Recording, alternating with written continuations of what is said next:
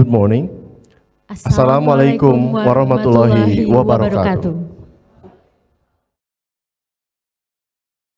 Respectable Rector of Universitas Komputer Indonesia, Profesor Dr. Insinyur Haji Edi Suryanto Sugoto MT, our distinguished keynote speakers, Professor Dr. Nikolai Megits from Webster University, United States, Dr. Thomas Chokol, PhD, from University of West Bohemia, Czech Republic, Dr. Kankan Kasmana, SSN, MDS, from Faculty of Design, Universitas Komputer Indonesia, Professor Dr. Chan Pak Leong from University Teknologi Mara, Malaysia, Professor Dr. David Alstrom from the Chinese University of Hong Kong, and Dr. Gordana Vesakovic from Yorkville University, Canada. Respectable, our conference co-host, Haji Sukma Nugraha SAMM, Dean of Faculty of Entrepreneurship, Universitas Garut. Respectable Vice Rectors and Deans of Faculties in Universitas Komputer Indonesia. Respectable Dr. Nazar Mustafa from Dillard University, New Orleans. Respectable Dr. Ran Liu from Central Connecticut State University. Respectable Directors, Heads and Secretary of Departments, Heads of Division and Heads of Units in Universitas Komputer Indonesia. Respectable Lecturers and Staffs of Universitas Komputer Indonesia. Last but not least, of course, all invited guests and conference participants. Ladies and gentlemen, welcome to Universitas Komputer Indonesia and welcome to the 6th International Conference on Business, Economic, Social Sciences and Humanities, ICOBEST 2023.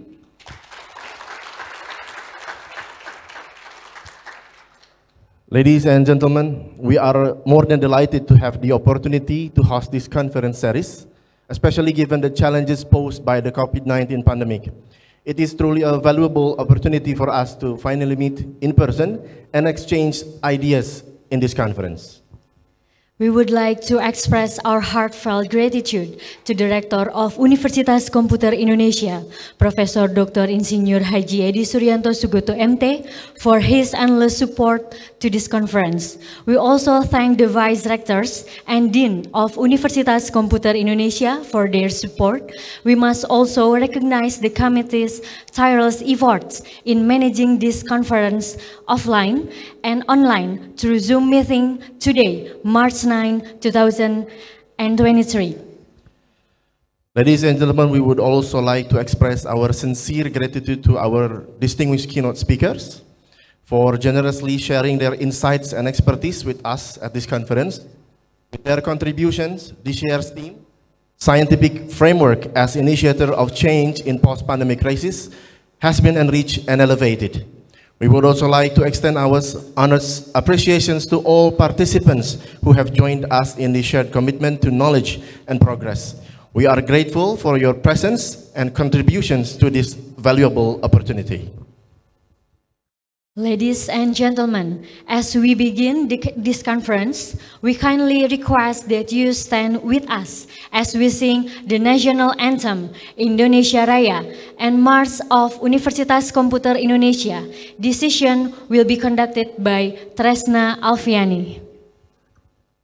Please arise, ladies and gentlemen.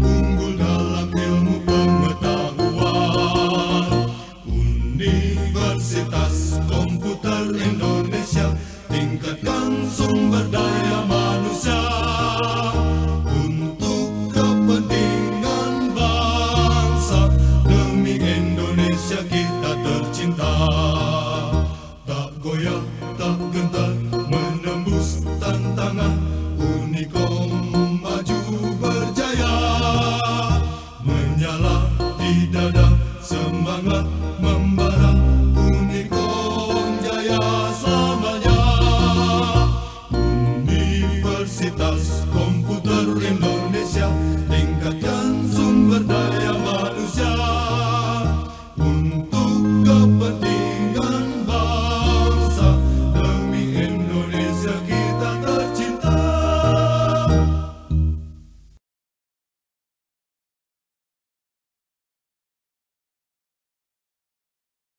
Ladies and gentlemen, please be seated.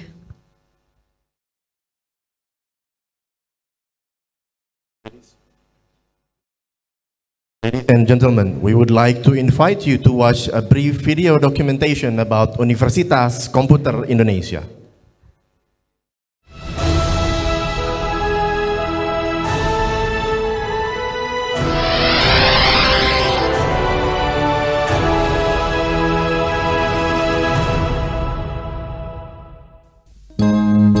Welcome to Indonesian Computer University, UNIKOM.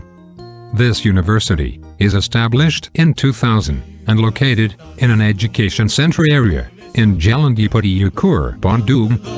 Its location is strategic and reachable. This campus is named Smart Building. UNIKOM is present to create reliable and professional human resources in the field of information technology, which is highly needed for the development of Indonesian nation, now and in the future. Its campus is equipped by various digital sophisticated facilities with online and multimedia mobile technology, so that UNIKOM is a right education place for people who want to be scientists, expert in their own fields, and also reliable and professional in the field of information technology. At present, UNIKOM has grown and developed as a center of excellence of information technology and become a gate for the world of information technology. UNIKOM has built various facilities for practices in the form of laboratories and studios. 80% of learning processes are provided in the form of direct practices, so that the students will get used to working environment and that the graduates will be the human resources firstly chose by companies and industrial environment. This academic policy is applied so that the students obtain complete science and expertise in the field of computer, and then they will be capable of designing, solving, and applying the computer skill in accordance with other sciences obtained at the faculty, where they study by using a sophisticated and computerized system. Selamat berjumpa bersama UNIKOM TV. UNIKOM TV to train talent and creativity UNIKOM students in the field of television broadcasting. UNIKOM TV is equipped with various modern TV production facilities. The students will be trained broadcasting techniques and how to production of TV program.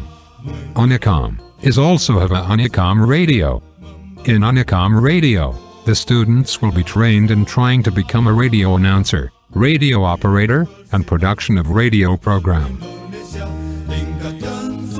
UNIKOM also provides a library with thousands book collection and digital collections, which are allowed to be read by the students at any time. This library is also provided by digital database from ProQuest company, which is also used by various big companies around the world. UNIKOM's library is located on the 8th floor of UNIKOM Smart Building. In addition to carrying out undergraduate education, UNIKOM also carry out faculty of postgraduate. Postgraduate faculty runs higher education master program based on ICT, information communication and technology and entrepreneurship, which include the Master of Management, Master of Information Systems and Master of Design. The third of study fields is an important part in the development of knowledge in order to improve the ability, comprehension, and reasoning power of each learner to acquire specialization, enhancement and deepening of knowledge, career improvement and success in building and developing business. UNIKOM also carry out international class education. This program study, taught in international class, is the information system to cooperate with the world's top universities. International class, followed by students from various countries in the world. The graduates of international class would get a double degree. They will learn for 2 years in UNIKOM and 2 years in other countries. As a leading university, UNIKOM is equipped with various facilities, among others,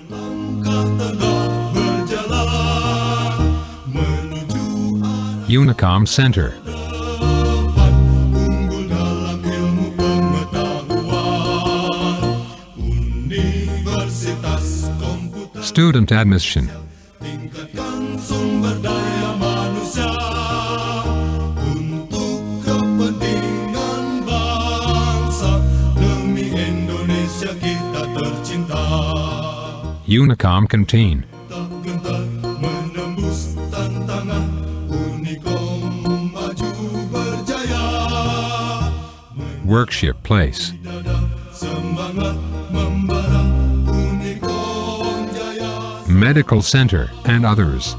Universitas Komputer Indonesia, tingkatkan sumber daya manusia Comparative Studies and Cooperation, untuk kepentingan bangsa, demi Indonesia kita tercinta.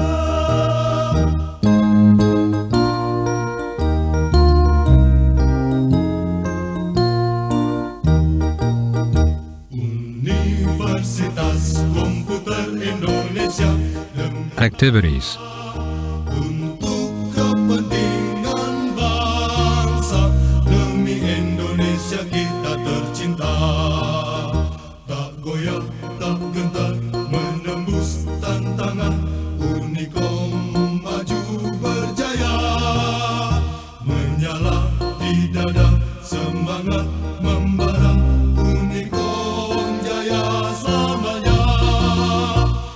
Universitas Komputer Indonesia, tingkatkan sumber daya manusia untuk kepentingan bangsa, demi Indonesia kita tercinta. technological advancement, in the form of complete study facilities, has been proved to motivate students to reach best achievements. Some of UNIKOM students have succeeded, in recent years, in reaching various achievements, even in national and international scope, among others. From nothing to something. From zero to hero. National awards.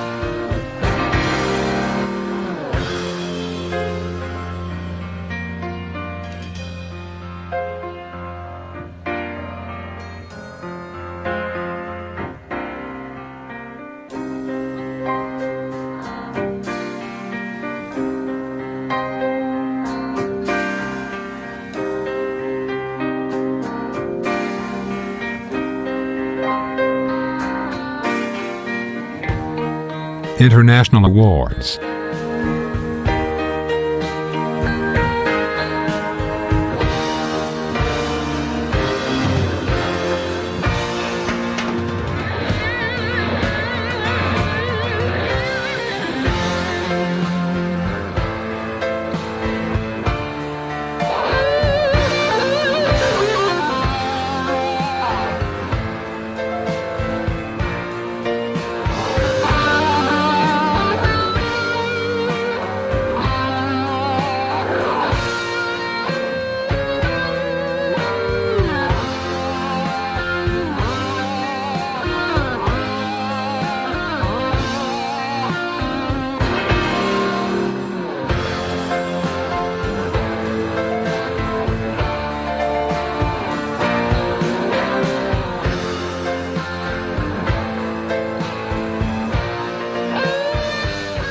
According to UNIKOM's motto, "Quality is our tradition," the students will be continually supervised to become the best in the field of national and international scale competitions in a campus community that is identical with SMART, Community Campus, of the champions.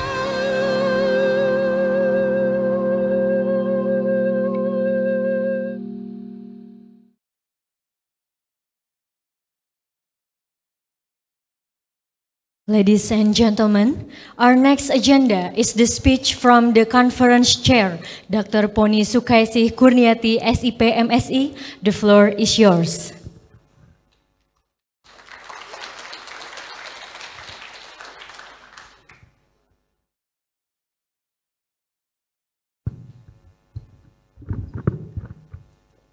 Assalamualaikum warahmatullahi wabarakatuh. Good morning. It is my pleasure to welcome all distinguished guests, colleagues, and researchers to the 6th edition of the International Conference on Business, Economics, Social Sciences, and Humanities, ICOBEST 2023. I extend a warm greeting the Rector of UNIKOM, Professor Dr. Insinyur Haji Edi Suryanto Sugoto, MT, and all members of UNIKOM staff management, honored keynote speakers, and all esteemed presenters and participants. I also express my gratitude to the organizing committee for their hard work and dedication in making this conference success. This year's theme, Scientific Framework as Initiator of Change in Post-Pandemic Crisis, reflects our aim to bring attention to the crucial role that science and research play in driving change and solving global challenges, particularly in the aftermath of the pandemic. The conference will offer a variety of presenting formats, including keynote speeches and oral presentation, and the best paper will have the opportunity to be published in a Scopus Index International Journal. I encourage all presenters to actively engage in the stimulating discussion throughout the conference and make the most of this opportunity to network and learn from each other. I hope this international conference will serve as a platform for researchers and academics to showcase their latest findings abroad for practitioners in the field of business, economics, social sciences, and humanities. Wishing everyone a productive and successful conference. Thank you. Billahi taufiq wal hidayah. Wassalamualaikum warahmatullahi wabarakatuh.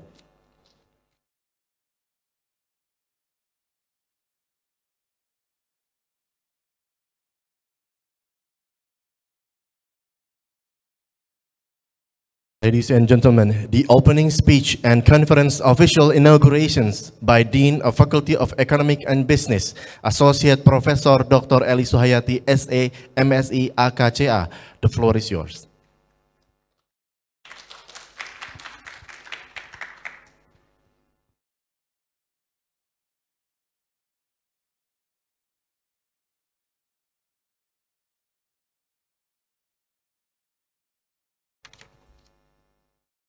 Sampurasun. Okay. Assalamualaikum warahmatullahi wabarakatuh. Good morning. Good morning, ladies and gentlemen, that I appreciate. I would like to thank the Rector Universitas Komputer Indonesia, Professor Dr. Haji Edi Suryanto Sugoto, MT, and Vice Rector 1, 2, and 3. And then all of the Dean of UNIGAR, and then Head of the study program, for giving me that chance to speak at the ICOBEST 2023. Not to forget, I also welcome the main speaker, presenter, participant, and other guests as well as the committee who have worked hard so that this event can be held. The sixth International Conference of Business, Economics, Social Science, and Humanities, as known as ICOBEST, is an annual program hosted by Universitas Komputer Indonesia. The sixth ICOBEST is held today on March 9, 2023 by a talking scientific framework as initiator of change in post-pandemic crisis. As the main theme, ICOBEST 2023 aims to bring together academics, researchers, and scholars to exchange information and share experiences and research results to boost optimism and revitalization by the scientific framework. This event provides an opportunity for all to network, share ideas, and present their research to a worldwide community discussion on the latest innovation, trend, practical concern, and challenges in this field is also encouraged. ICOBEST 2023 welcomes representatives from a variety of countries, including 1. Thomas Kokel, PhD, University of West Bohemia, Czech Republic.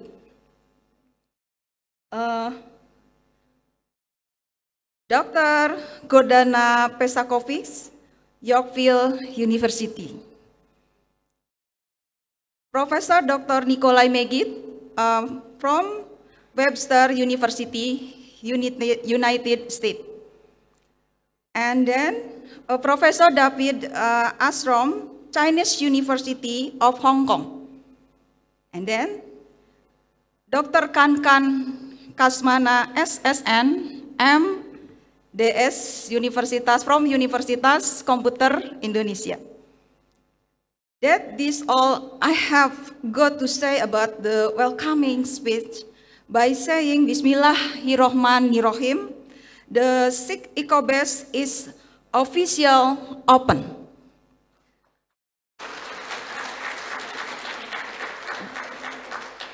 Good luck and happy presenting. And final word, wassalamualaikum warahmatullahi wabarakatuh.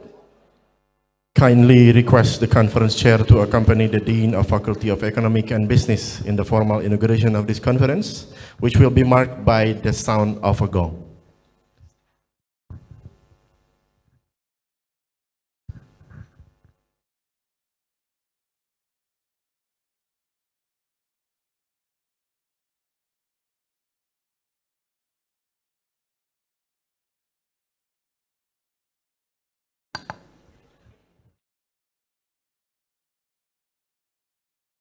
Starting the countdown, ladies and gentlemen.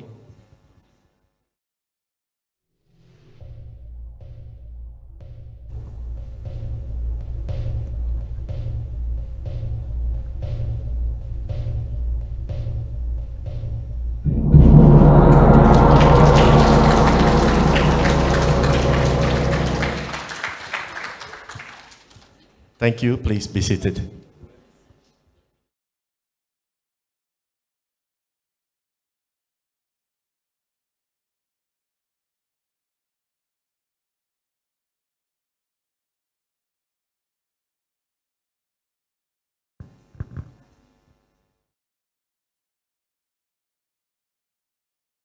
Ladies and gentlemen, in order to ensure the seamless proceeding of this conference, we will now have a prayer recitation led by Muhammad Arya Rajasa. Please give him your attention.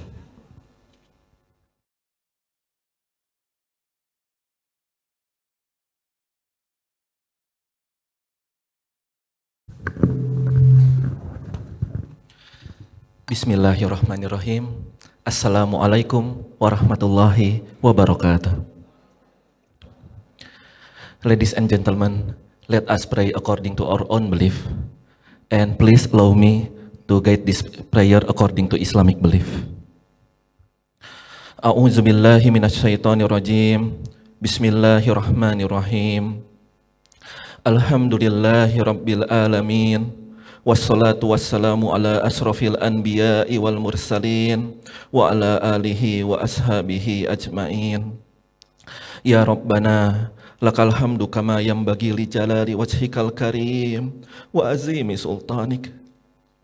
Walakal hamdu bil Islam, walakal hamdu bil iman, walakal hamdu bil Quran, walakal hamdu bil qiyam, walakal hamdu bil khusyu, walakal hamdu bis sabr. Ya Rabbana, lakal hamdu kama yanbaghi li jalali wajhikal karim wa azimi sultanik. Oh Allah, all praise to you for all the blessing and guidance you gave us, so we can attend and carry out this international conference ICOBEST 2023. Oh Allah, all praise is yours. None is worthy of worship but you. Please make this international conference as a worthy conference in order to increase our scientific insight, to increase our brotherhood, to increase our enthusiasm in worship and work, and to motivate our life to be consistent in the way of your truth. Oh Allah, please give us health, strength, and the ability so we can attend and carry out the duty and responsibility given to us. Rabbana zalamna anfusana wa ilam taghfir lana wa tarhamna lanakunanna minal khasirin. Oh Allah, ya Rahman, you are the most merciful, you are the most forgiving. Our sins are so many, but your mercy is limitless. Please forgive our sin, forgive our parent, forgive our teacher, forgive our leader, and please forgive all of the Muslim. Please fill our heart with your love, make our iman strong, and make us worthy for your Jannah.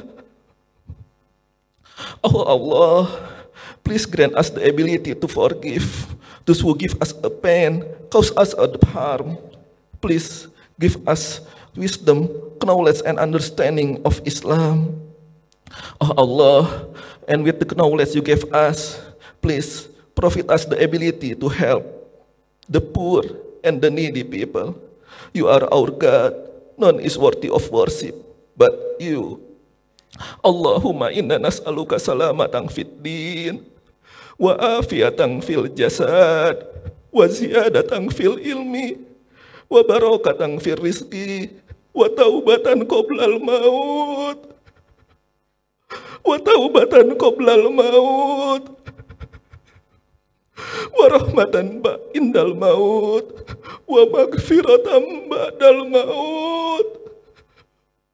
Allahumma inna nas'aluka maghfiratan ba'dal maut.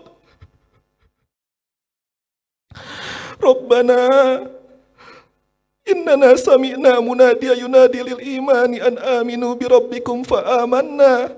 Rabbana faghfir lana dzunubana wa kaffir anna sayyi'atina wa tawaffana ma'al abrar. Rabbana wa atina ma wa'adtana ala rusulika wa la tuhzina yaumal qiyamah wa la tuhzina yaumal hisab wa la tuhzina yaumal mizan wa la tuhzina yaumal qiyamah innaka la tukhliful mi'ad.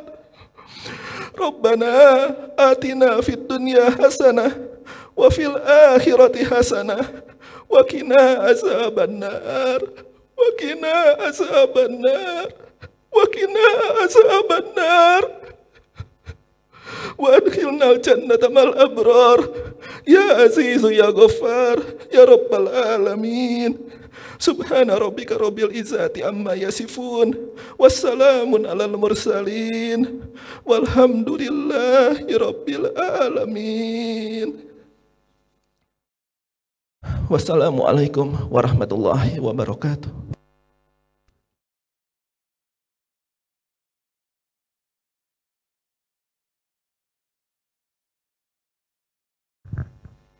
Ladies and gentlemen, before we continue to the next agenda, we would like to inform that papers of Dr. David Alstrom are available for download at ICOBEST website www.icobest.unicom.ac.id. You may need to download it for the next plenary session. Let us now proceed to the main agenda, the plenary session from our distinguished keynote speakers. This session will be chaired by Andreas Darmayadi, PhD. Oh, what a warm welcome, right?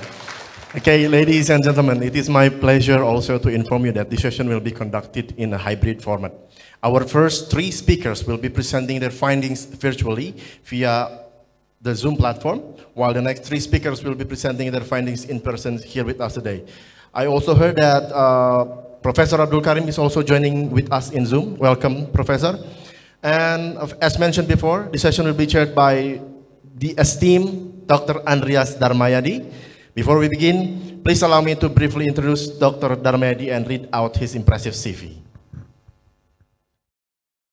Well, he is from Plaju, from South Sumatra, Indonesia, and he was born in the August 6th. The year is confidential. And the qualification, he earned his PhD degree in international study from University Utara Malaysia in 2014, and he earned his master degree in political studies from Universitas Indonesia in 2004, and a BA in international relations from Universitas Pasundan in 1999. Right now, he is a senior lecturer in International Relations Department since 2002, and he is also Director of Student Affairs since 2008. He is head of PKM since 2008. He is also the editorial board member of Journal of Global and Political Studies from 2015. Very impressive CV. Former head of International Relations Department from 2007 and 2018. Former Secretary of International Relations Department 2002 and 2007. And he has also conducted professional and community service. It will take 3 hours to read this out. Okay. So without any further ado, let's give him a big round of applause, Dr. Andreas Darmayadi. The floor is yours.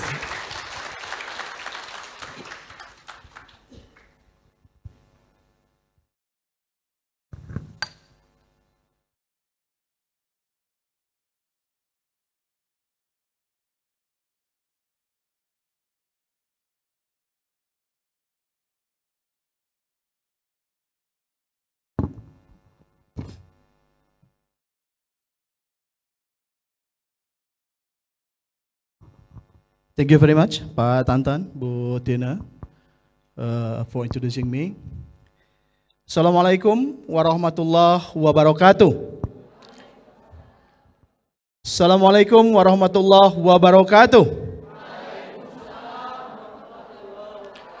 Sampurasun. Good morning, ladies and gentlemen, respectable rectors, vice rectors, the deans, distinguished keynote speakers, my dear colleagues and friends, my beloved students, and of course, all participants and all audience who are following this conference. My name is Andreas Darmayadi, and I will be your moderator for the next 3 hours. And once again, it's very honor for me to welcome you all to the 6th International Conference on Business, Economics, Social Sciences, and Humanities, ICOBEST 2023. Yeah, today we already have 6 outstanding keynote speakers who will share their expert opinion about our conference today. Our conference theme, which is the theme is Scientific Framework as Initiators of Change in Post-Pandemic Crisis. Yeah, we realize that we have many challenges to face life change after the pandemics. So science, knowledge is become one of main pillars to make sure that change is to be a good change, to be a positive change, to be a great change, not a negative change. So, like I said before, we have 6 outstanding keynote speakers. We'll discuss this topic. We have Professor Dr. Nicola Megich from Webster University, United States. Professor Dr. Tan Pek Leong from University Technology Mara, Malaysia. Professor Dr. David Alstrom from the Chinese University of Hong Kong. Dr. Thomas Chokol, PhD from University West Bohemia, Czech Republic. Professor Dr. Gordona Pesakovic from Yorkville University, Canada. And last but not least, our beloved colleagues from Universitas Komputer Indonesia, Dr. Kankan Kasmana. But before we begin this conference, like Master of Ceremony said before, let me briefly explain about the rules in these plenary sessions. Because we're holding this conference in hybrid, so we will divide it, this conference into sessions. The first is online presentations of the keynote speakers will be delivered by 3 keynote speakers who already joined with us in the Zoom. And the second is live presentations or offline. Is also by delivers of 3 keynote speakers already in this auditorium with us. Yeah. So all keynote speakers will have 25 minutes to deliver the presentations, and after that we have 15 minutes to discussion and Q&A sessions on online and also on offline 15 minutes. Without further ado, we would like to start these sessions with the online presentations with online speakers. And our first speaker is Professor Dr. Nicola Megich from Webster University of United States. Hello, Prof. Megich. How are you? I'm doing good.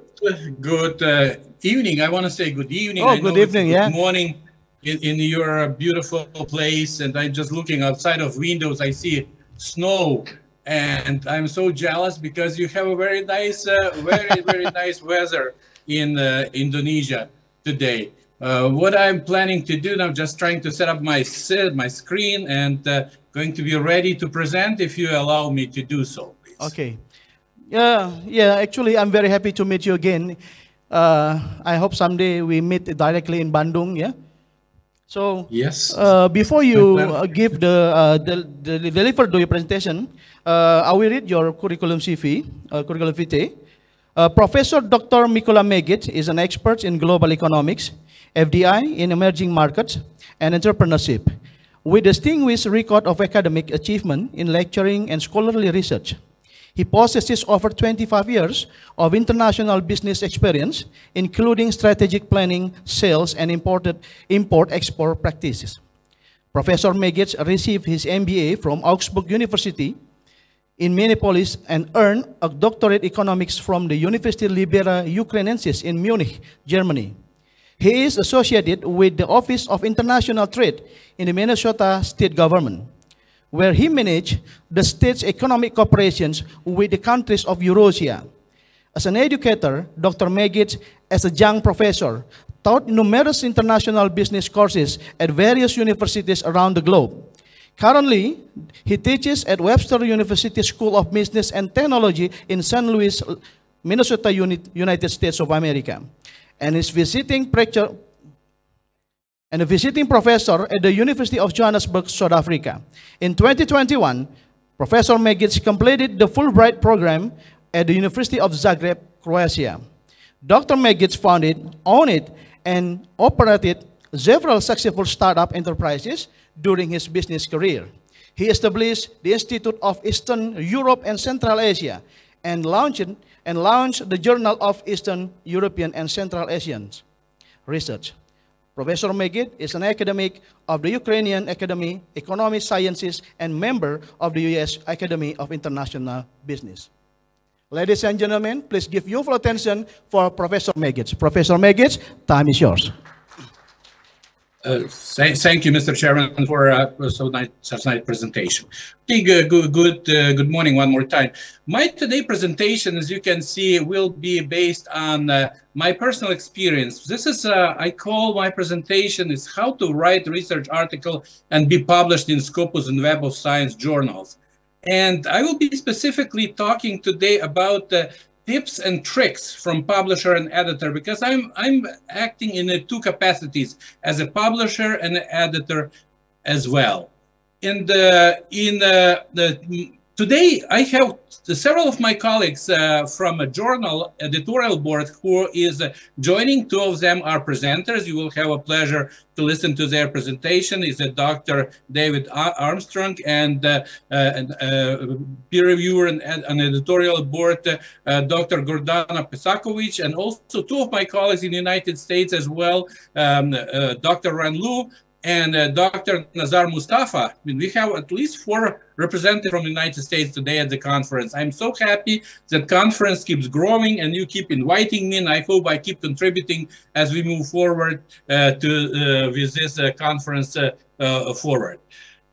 As I mentioned, I'm going to talk and use my journal, Journal of Eastern Europe and Central Asian Research, as a case study during my presentation, because we'll be talking what would it take to be published in a journal that is in a Scopus and journals that is in the Web of Science. What is the difference between Scopus and Web of Science? Probably most of you already understand, but for now, I will be using in my presentation both knowledges that I received and the expertise, and to tell you what is exactly Scopus requiring of publisher and article writers comparing with Web of Science. Just for your information, Journal of Eastern Europe is very young, but it's very ambitious journal. Today we have a team approximately of 200 people, even more, I should say, close to 250 people, including editorial board of reviewers, and people joining us from all around the world. This is a lot of work, and I'm so proud, as you can see on the graph, journal keeps growing. We are journals that we built together with beginning 10 years ago. Actually, 2013 was the inauguration time when we met, and our site score factor keeps growing, and we already have a great experience working with Euro University, and numerous of people publish it with us, and I can tell you exactly, and I will be talking about this, what was done good, what was not done as good, and what can be done better as we move forward in our cooperation publishing for your researchers and your graduate students, and for your professors as well. How about just briefly Scopus, why it's so important? Scopus is a database just for Elsevier. It's agency that manages a big quantity of articles and journals. For example, in Scopus, there's 28,000 peer-reviewed journals. Remember, 28,000. We are just one of 28,000 journals. There is 1.9 million articles per year. Again, number 1.9 million articles per year published. And only, again, 30 to 60% of articles are rejected just by the editor when they reach his or her desk for numerous reasons that we will discuss today. Another important thing to mention for you is that journal trend. What is the trend in publishing? Until 1997, everything was in the paper. After that, rapidly it started moving, changing. 2009, more than half journals, articles were in a digital format. Today, we have more than 95% all the articles just in e-format, electronic papers.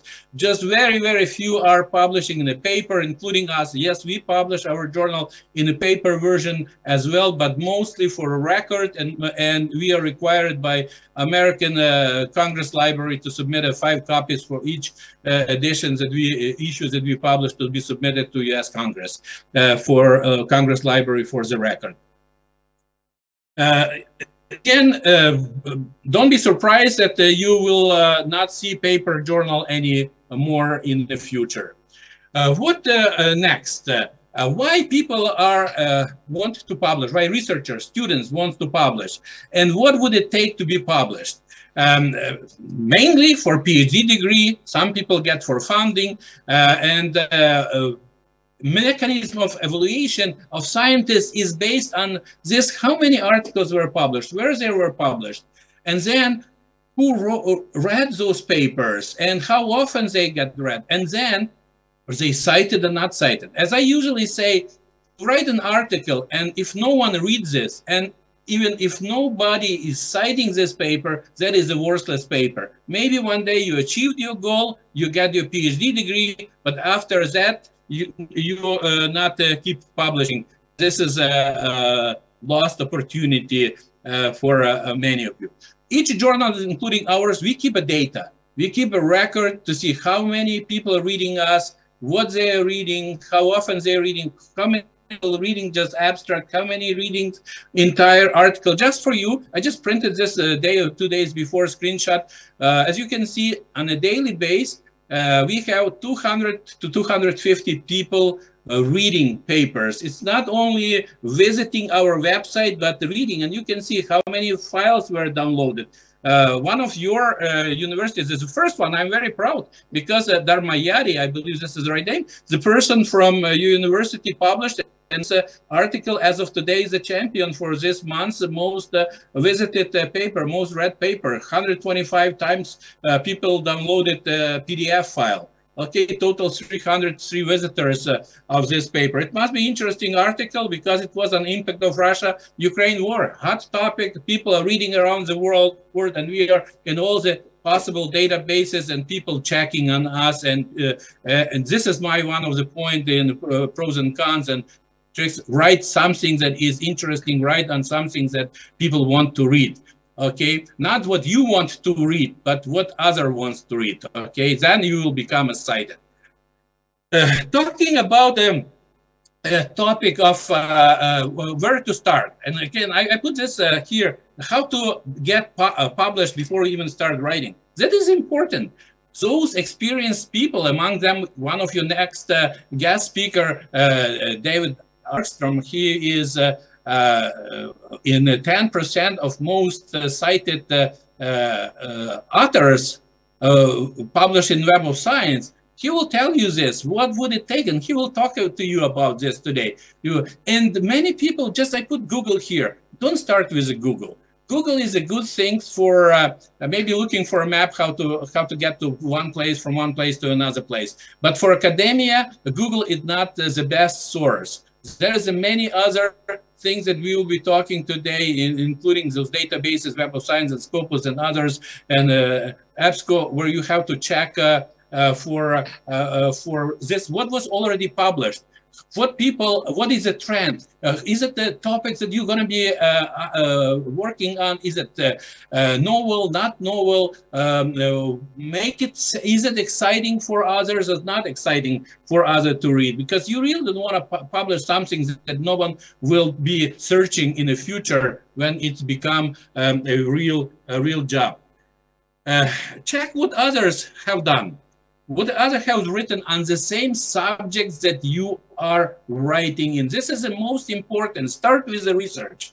Before you start with the research, and again, as I mentioned before, Google is not the best place to start, because I would like to send you right away to Scopus search. If you put in a Scopus search and find what is it being cited the most today in a field that you are going to write about, you find this information in a Scopus right away. For example, when I typed Indonesia economy, I just did a test this. I found that just in this year, in 2023, you already have in a Scopus published 114 articles on a topic of Indonesia and economy. And this is where you start. Then next, go for another thing. When you are going to be submitting to us, for example, check what in our database, in a journal of Eastern Europe and Central Asia, go to search tool, see what others people been publishing with us? Do we accept this, or what is success? Because you will be looking for the literature that will be published one day, will be cited by you. Looking on the indicators of journals and potential co-authors who you will be inviting to join your team. You look on impact factor of journal, site score, etc., and H index for researchers. Those are critical things that you want to work on. Don't submit your journal to some place that is not only indexed, but maybe predatory, we call it. Okay, for this reason, again, Scopus has a nice site called Find Journals. Find the journals. This is the data. I have provided link here for you. You can check visiting that site what exactly on the topic of on the subject of your research was published by which journal in the last years. That helps you to have a good start by identifying the right journals for your research. And if you publish economic article, for example, in a journal of history, it's wasted time because no one will be looking for your paper, economic paper, in the journal of history, or at least it's a very slim chance that someone will go and check for your article in that journal. Another case, do not take a risk of submitting your article to multiple journals. We see this right away. If you do not follow instruction how to submit articles, how to prepare articles for a specific journal, but want to write something and send it to dozens of journals, it's visible. And in my case, the first what I do, reject, okay? Reject for simple one-line explanation. Journal doesn't meet the technical requirements established by the journal. Article doesn't meet the technical requirements established the journal GCAR. Okay, we don't read it further. Because in my opinion, author didn't take us seriously and didn't take a serious approach trying to be published in our journal. Same done with hundreds and others as well. Articles are not formatted as instructed in a specific journal where you submitted have no chance or have almost no chance to be published. As I mentioned, start with the reading guide for authors. This is a step number one. In our journal, you can see we have this clearly written. We have even article templates. This is, we want to see this journal written in a certain format. And it's not only my requirement as an editor-in-chief, that is a Scopus requirement. This is a Web of Science requirement. They want to see the face, and we want to establish and market ourselves with specific face of the journal, of products that we are marketing to the audience. Follow that instructions and guidance that is provided to you. And the common problem is that paper is out of journal scope and research focus. And if this is out of Scopus, out of our research scope, we will be simply not capable, not accepting that paper, because we are getting, for example, someone send us a law article related to countries of Eastern Europe, but we are not specializing. We don't have a professional expert. We don't have experts who are in the field of international law. We will not accept this kind of paper.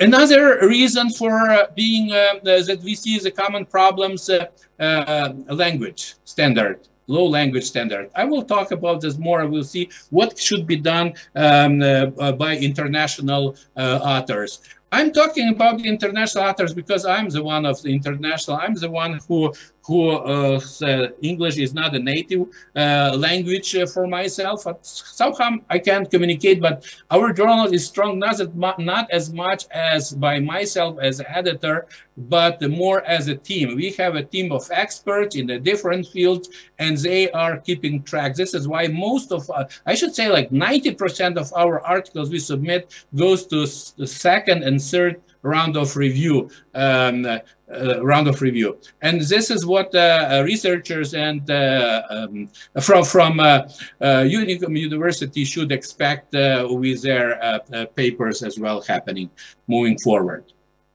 What we are expecting when submitting articles, what we're trying to do with them. We are asking people to write in a pure English. Okay, English is important, and we have even in our instruction for authors statements that if you are submitting article from foreign countries, we have a right to ask you to have the article proofread and be added by a native English speaker. And this is most the journal do the same. It's not something that we invented. This is among editors. And again, many articles are rejected by editor based on a poor written English. The problem is, for example, in my native language is Ukrainian. We are writing a long sentences, okay? And in Ukrainian, it's common to write a sentence that has 25, 30 words. However, if you try to translate this sentence into English, then it's become confused. That is hard to understand even what is author is trying to do. And more often, authors are using machine translations. So they do the Google Translate. That is even bigger mistake of doing this. In English, we say, number one, write in American English. Second, write direct and short sentences, more professional looking. Not long, confused sentences, but short sentences, okay? It's looking much more professional. Another thing, in my case, what I'm using, we bought for our journal basic program called Grammarly.com. I would advise every single person whose English is not native English, okay? Please use this. I don't say this is the best of the best, but so far it's the best on the market as a grammar checker. What I do when I receive article from, it's definitely easy to understand what comes from foreign country, not from foreign writer. I throw this into this program. When I see that score, Grammarly score 22 of 100, and 90% is in the red. It indicates that it's poorly written. Okay, I would never send article like this. The methodology, method, research can be phenomenal, but English hard to understand. Okay, this is what would happen. 22% that would be send back and say, hey, at least use some Grammarly.com or other computer checking, language checking software programs to verify and polish your English. Then go with that article to ask for help from professional editor.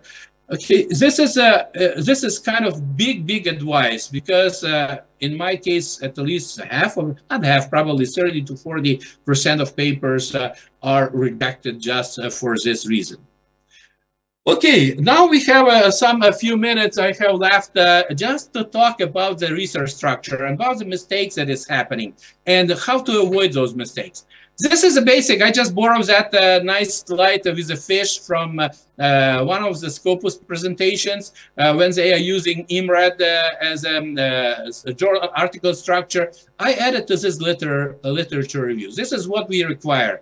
And asking each author submitting paper to us to provide to embed section of literature review to make sure their research is based on previous publications. What is interesting between this upper left structure of research article versus bottom is a process of writing. I would like to bring this to your attention. On the left goes top to bottom. On the right, as you can see, goes from bottom to the up. Where you start writing, not from a title or abstract, but start with the building of figures, collecting a data, developing your table. Then you go to literature review. Look what others have written on the same subject, and check on the methods, results, and discussion. Sorry, then Prof. Megic. Title and abstract. Prof. Megic, sorry. Go ahead. Your time is 5 minutes left. Your time is Yes, 5 I know. minutes. Okay, I see. thank you very much. Actually 4 minutes. Okay, thank you. Then we see title and abstract should be written, the last one. About the title, what I see is a major mistakes, very long titles. If title is longer than 15 words, it's confusing, it's hard to understand, and it's always recommended that should be, the shorter is the better, and on average 10 to 15 words. Okay, this is those comments I see all the time from various reviewers. About the abstract, okay, what can we talk about the abstract here? Major mistakes happening because it's confused. In many cases, it's confused because some people believe that the abstract is introduction. Some believe that this is confusion. But what is recommended by Scopus in writing abstract is what has to be done. Start with this, what's the aim of your research? How was it done? And what the main finding in this paper, in your paper? Keywords, mistakes that I see all the time. Some people, I can use the word lazy to type when they submitting paper, each keyword separately. They will do like on the bottom where I put wrong. They will just copy paste as a one phrase, long phrase. And that is a mistake because nothing will be searched by other journals, okay? Short words have be like in a green. Brief, 1 or 2 words, but not the long phrases, okay? Otherwise, digitals will never pick up. Because on the upper right corner, you see how this search keyword search engine works. This is, you can see what is published in our journal, on what topic, what's the major. You just click on a word and all the articles will pop up for you right away. An introduction. I do not want to steal it from a Dr. David Armstrong. I know he will be talking about introduction, writing introduction. He did it for us in the past, but I just want to say introduction, as I put this as a picture of simplicity. Okay, simplicity, be simple. Don't be confusing. Don't mix all things together. Don't write the history, but be brief. As I said here, it's not a history lesson. Introduction. I believe that Dr. Armstrong in his handout gave you this his article that he published several years ago in the journal GCAR. It's hit 1,000 if not more readers so far. This is just a subject how to write introduction. I'm so happy, Dr. Armstrong, that you published this with us, and we are promoting this, and I'm encouraging today's participants to look into this paper as well and start using it. I'm not going to be going about research methodology because this is the most taught subject in graduate schools. People are, most universities are very strong on this and doing a lot of things on focusing on methodologies. I'm surprised. Few more things left for me to talk to you. I just want to mention this slide: peer review process revision. This is how what you don't see, what you don't experience when you submitting article. But we have that team. It starts with authors, with editors, and reviewers. As I said, on each article, we have approximately 10 to 15 people who are touching it, looking into it before it become published. Okay, again, don't be discouraged if you see those comments, major revision, minor revisions, major revision especially, because after all, if you more revisions, better article, okay? We have maybe 1% of submissions that are published as is. On the first submission, no more than 1, maybe 2, I don't know, never counted, but it's very negligent and mainly never happening. Again, as a summary, pay attention to details. Check and double check what you published, what you prepare. English, critical. Reviewers' comments, paying attention to reviewers' comments and providing details answer, it must. Otherwise, you will send back, say, hey, it looks like authors not respecting my comments. Why did I not reply to them? Why they omitted even mentioning them? Talk to your colleagues, show your chair lead, the department lead, and again, what you wrote, and listen to their advice. And finally is the ethical rules, okay? Especially today with the issues that we are all chat GTP, and authenticate and everything. It's all in a digital world. We very easy investigate and reject articles that are not owned by a team of researchers, okay? And it's a look bad when you submit something that was plagiarized before. Okay, and again, congratulations, your article is accepted. This is what I want to write to each of you who will submit to us after listening to today's conference. Thank you very much, and this is end of my presentation on this. Thank you very much, Prof. Megis. Please give big applause to Prof. Megis once again. Yeah, it's very insightful and useful presentation, because as we are as lecturers, as researchers, very need the tips here as how to make write journal papers, very good journal papers. And I see a lot of participants in here is preparing the question for you, but you have to be patient first. Yeah, and actually you mentioned my name is in your presentations. My name is Chandra Sarmayade. Okay, I'm happy. I'm happy that I work on that paper. Thank you very much. Thank you very much for making it. Yeah. Yeah, I'm very happy to welcoming Professor Ran Liu from Central Connecticut, USA, and from Professor Nazar Mustafa from Dillard University, New Orleans. Thank you very much for attending our conference. And we're moving to the next keynote speakers. And our second keynote speaker is Dr. Tan Pek Leong from University of Technology of Mara. I would like, hello, Dr. Tan. Is it okay? I call you Dr. Tan? Yes, good morning.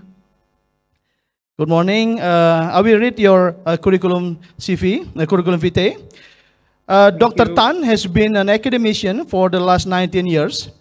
He currently serves at Arshad Ayub Graduate Business School, University Technology Mara. He obtained his PhD in labor economics from University of Waikato, New Zealand. His area of research is in development economics, particularly in human capital development, which comprises human capital investment, migration, poverty, gender inequality, and workers' well-being. His lifelong passion in teaching, helping and guiding his students to reach their highest potentials. Very novel. He is also actively involved in Malaysian Consumer and Family Economic Associations, serving as an EXCO member since 2017 and managing editor of the Malaysian Journal of Consumer and Family Economics, MAJKW, since 2018. Apart from that, Dr. Tan also involves directly in national policy writing. Okay, please big applause. Give big applause to Professor Tan. Professor Tan, time is yours. Thank you. I think Dr. Sani, you're presenting the video now. My presentation, good morning everyone. My presentation will be screened in a short while. I've just recorded it an hour ago so that nothing will goes wrong in this live streaming. And after that, I'm happy to answer any question that you have. Dr. Sani, you have the video ready?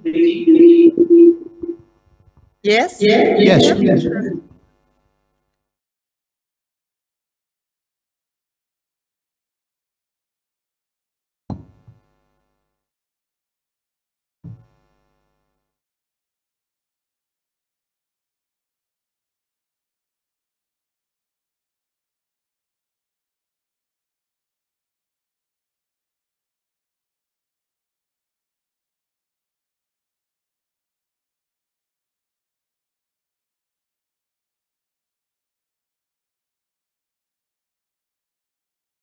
Still in process, Dr. Tan.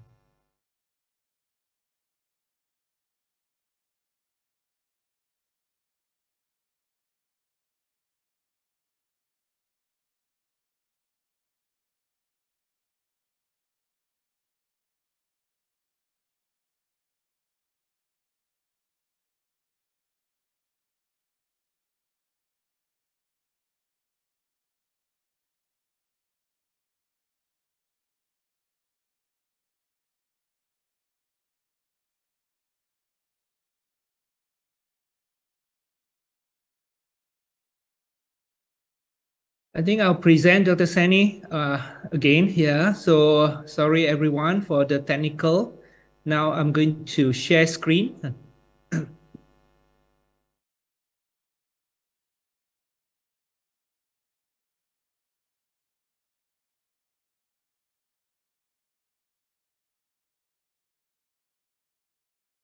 Good morning and selamat siang, bapak-bapak, ibu-ibu, and ladies and gentlemen.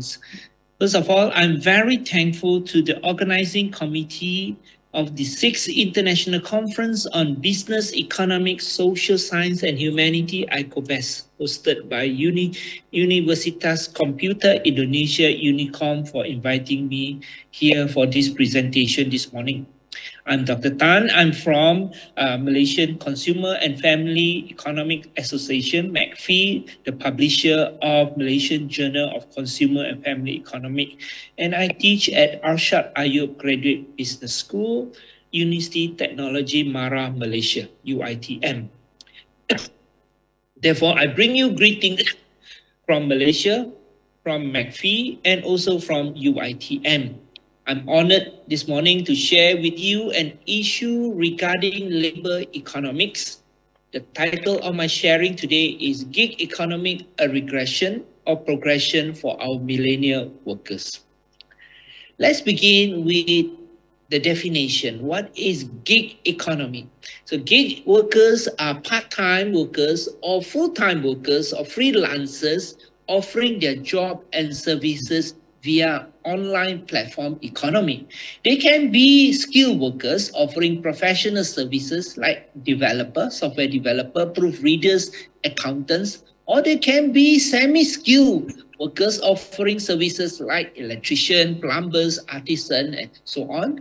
Or they can be lower skilled worker offering jobs like or services like cleaner, gardener, and so on. So in short, gig economy refer to workers who offer their job through online platform economy. Now, let's look a little bit about the history of gig economy. Now, it has been around for more than 100 years and usually refer to entertainers and musicians by the time there's no online platform. So what they do is this entertainer and musician go from place to place and they sing. So they coin their performance as different gigs. And the word gigs gig economy come into place by Tina Brown when she described this as a bunch of free floating project, consultancy, and part-time bits and pieces while they transacted in digital marketplace. In just about 13 short years, the way we think about work has completely changed, especially during the last 3 years over the pandemic, COVID-19 pandemic. So the projected gross volume of gig economy in 2023 is $455 billion US dollar, up about $54 billion US dollar from the projected gross volume in 2022, and nearly double the projection for 2019. Now, what is the current gig economy scenario in the world? Let's look at it. 88% of the global gig economy gross volume come from ride-sharing platform. It means most of these gig workers come from Uber, from Grab, from Gojek, and asset-sharing platform like Airbnb. Now, 50% of global freelance workers are providing skilled work like computer programming, counseling, IT work, and marketing. And the biggest gig economy in the world is in United States, but India, Indonesia, Australia, Brazil, and rapidly growing strong markets. So they are growing very strongly, even in your country, Indonesia. Now, in United States, the number of gig workers or independent workers has increased from 12.9 million in 2017 to more than double to 23.9 million in 2021. So the number of gig workers has increased tremendously over the last few years. And another interesting fact about the gig workers in the United States is they are notably significantly different in terms of their age, in terms of their race, in terms of their ethnicity, and their household income. So mainly they are young people between 18 to 24, or they are Hispanic, Asian, blacks, and very small percentage of white adult. And they are likely from middle or lower income group. So these are some of the statistics about the economy employee statistic, gig economy employee statistics. They are mainly people with low income. And if they are freelancer, work mainly in web and graphic design. And they are also 1/3 of them actually do this full-time and not part-time. And 20% of them are senior who probably have left their job and still wanting to continue to work. And 32% of them, or 1/3 of them, started to become a gig workers immediately after their education. Now, what about Indonesia? According to Google, this is cited by UNDP 2023, Indonesia digital economy is expected to grow by a staggering of $146 billion.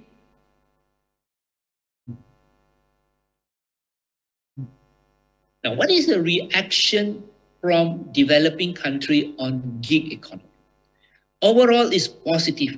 Developing country like Indonesia, Malaysia, or even Thailand, and they are very much inclined to encourage their people to become gig workers, because they believe gig economy are part of digital economy, and these are going to be the engine of economic growth in the future. So therefore, they are encouraging people to become gig workers. In Malaysia, they even contribute and subsidize gig workers in terms of contributing to social aid fund.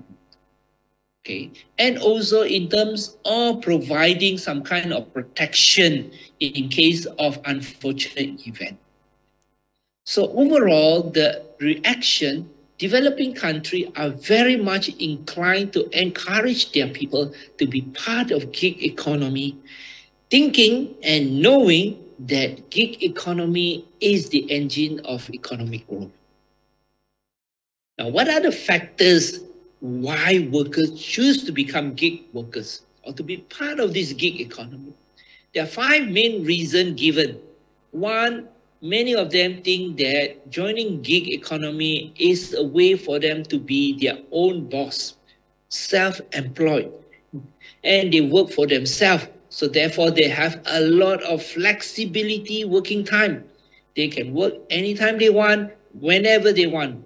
And they also think that they get higher income than traditional work. And this is true, especially for low income group. And at the same time, because of the flexible working time, they have a better work-life balance. Most of the people in developing country work 9 to 5 or 8 to 6, and in between, they probably will have to do traveling to their workplace that may take 1 to 2 hours. So all in all, they may spend 10 to 12 hours working every day. So their work-life balance is much affected. And finally, all this gig economy is possible is because of technology enabled. We have the speed of internet, we have the network, we have the infrastructure, we have the apps that allow workers to become gig workers. So because of all these 5 factors, more people are drawn to become gig workers. Now, what do the millennials react to gig economy? They like it and they prefer gig economy because gig economy allowed them to have flexible time. And they think that it will increase their income compared to their conventional job if they work in a conventional work. And furthermore, millennials are a different type of workers. They are not easily to be under authority. And gig also allow them to maximize their underutilized asset. For example, their cars. So for the millennium workers or the young workers, flexible time, increased income, and not under authority attract them to become gig workers. Now, I would like to share with you a finding from our recent survey this year. We surveyed 315 Grab. Grab is a company that provides riders or drivers services in Klang Valley, Malaysia. It means within Kuala Lumpur. So we interviewed 315 of them. And what we found out is 80% of them have skill. They have education of diploma, certificate, or even bachelor degree and above. 90% of them are mainly men or male workers. But in terms of income, 60%, 2/3 of them earn less than 2,000, but more than minimum pay of 1,500. And 1/3 of them can earn between 2,000 to 5,000. And most of them are in this work less than 12 months.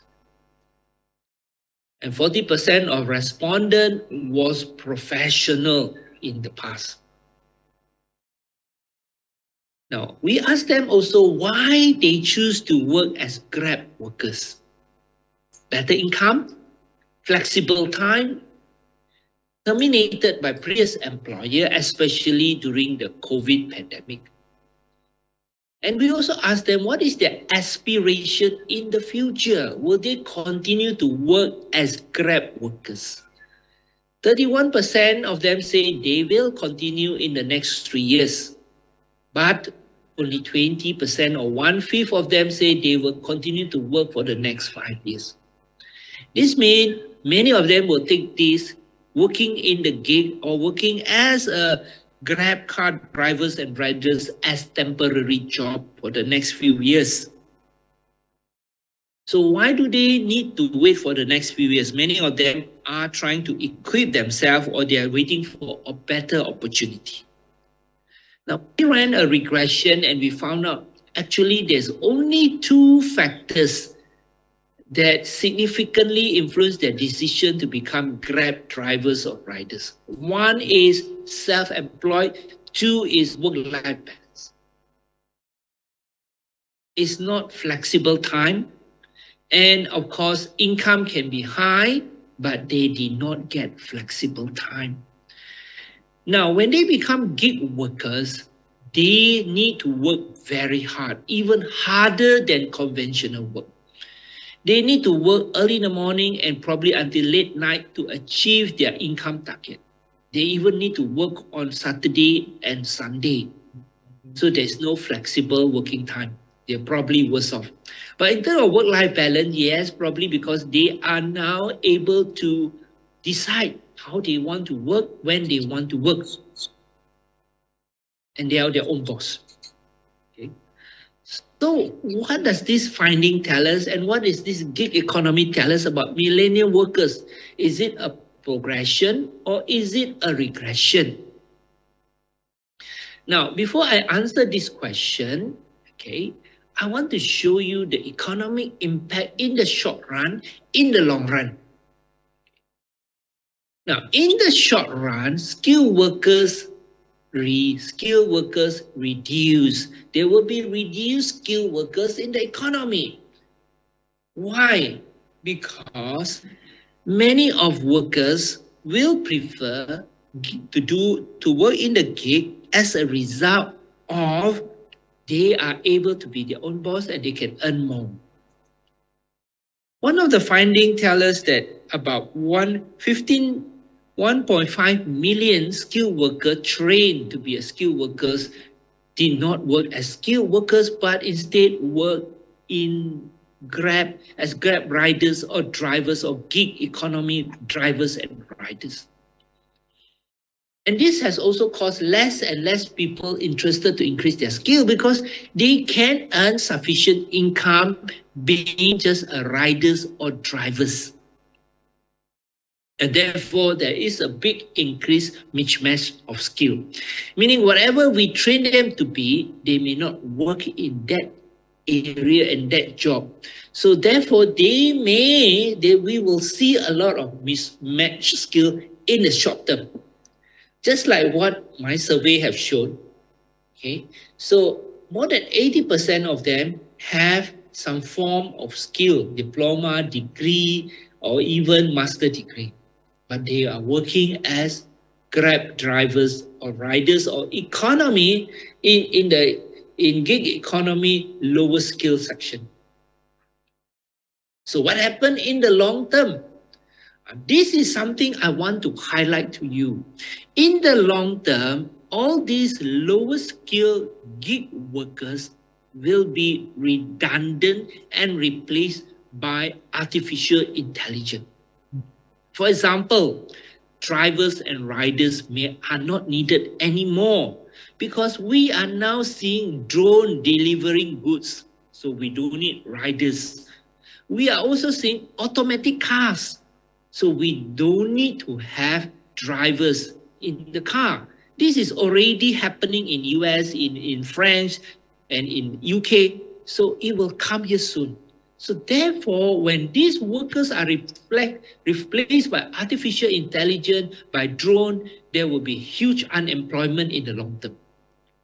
And there will be serious social issue because of huge unemployment, which will burden the welfare system. And in the long term, there will be lack of skilled workers because many of these workers who are trained will go to gig economy as drivers, riders, and eventually they may lose their skill or they do not have time to catch up to equip their skill. So the economy will have a lot shortage of skilled workers. So what does this tell us? So skilled work, the success or failure, the progression or regressions of millennium worker in gig economy depends on what kind of skill they have and what kind of skills job they are working. So if they are involved in transportation, like what the statistic tells us, 80% of gig economy are in the form of transportation, then they are in the low or medium skill works, which will suffer as replacement by AI is inevitable. So in the long run, lower skill and medium skill workers in gig economy means those riders and drivers will be made redundant. They will be replaced. They will have no job. But the high skill workers gig workers, the high-skilled gig workers will benefit. Because if these skilled workers are now able to do the job for 2-3 companies. Let me give you an example of some people that I come to know about. For example, this accountant. She used to be an accountant for one company and earn probably about 20,000 ringgit a month. But now, she chose to be a freelance, a gig workers. So she offered her service to a few companies and she has probably about 5 to 10 companies of account that she's taking care now. If each company pay her 5,000, 5 companies will pay her 25,000, which is more than her previous pay. At the same time, she has more time for herself. At the same time, she is her own employer. At the same time, she has more work-life balance. So skilled gig workers will benefit, but lower and medium skilled gig workers will suffer. So if our millennium workers are skilled workers, were doing skilled work in gig economy, they will benefit. But if our millennium workers are doing lower skilled gig works, they will suffer. So the progression or regression depends solely on what kind of work, gig work they are doing right now. So therefore, technology that provide the millennial a chance to be employer in the short run, but in the long run, technology will also take away their job. And when they take away their job, we will face a huge unemployment. So therefore, I would like to suggest we empower our semi and lower skill workers to become skilled gig workers if they choose to be in gig economy. If they remain as lower skilled gig workers, they will suffer, our economy will suffer, and we will have a huge loss of human capital investment. With that, I thank you.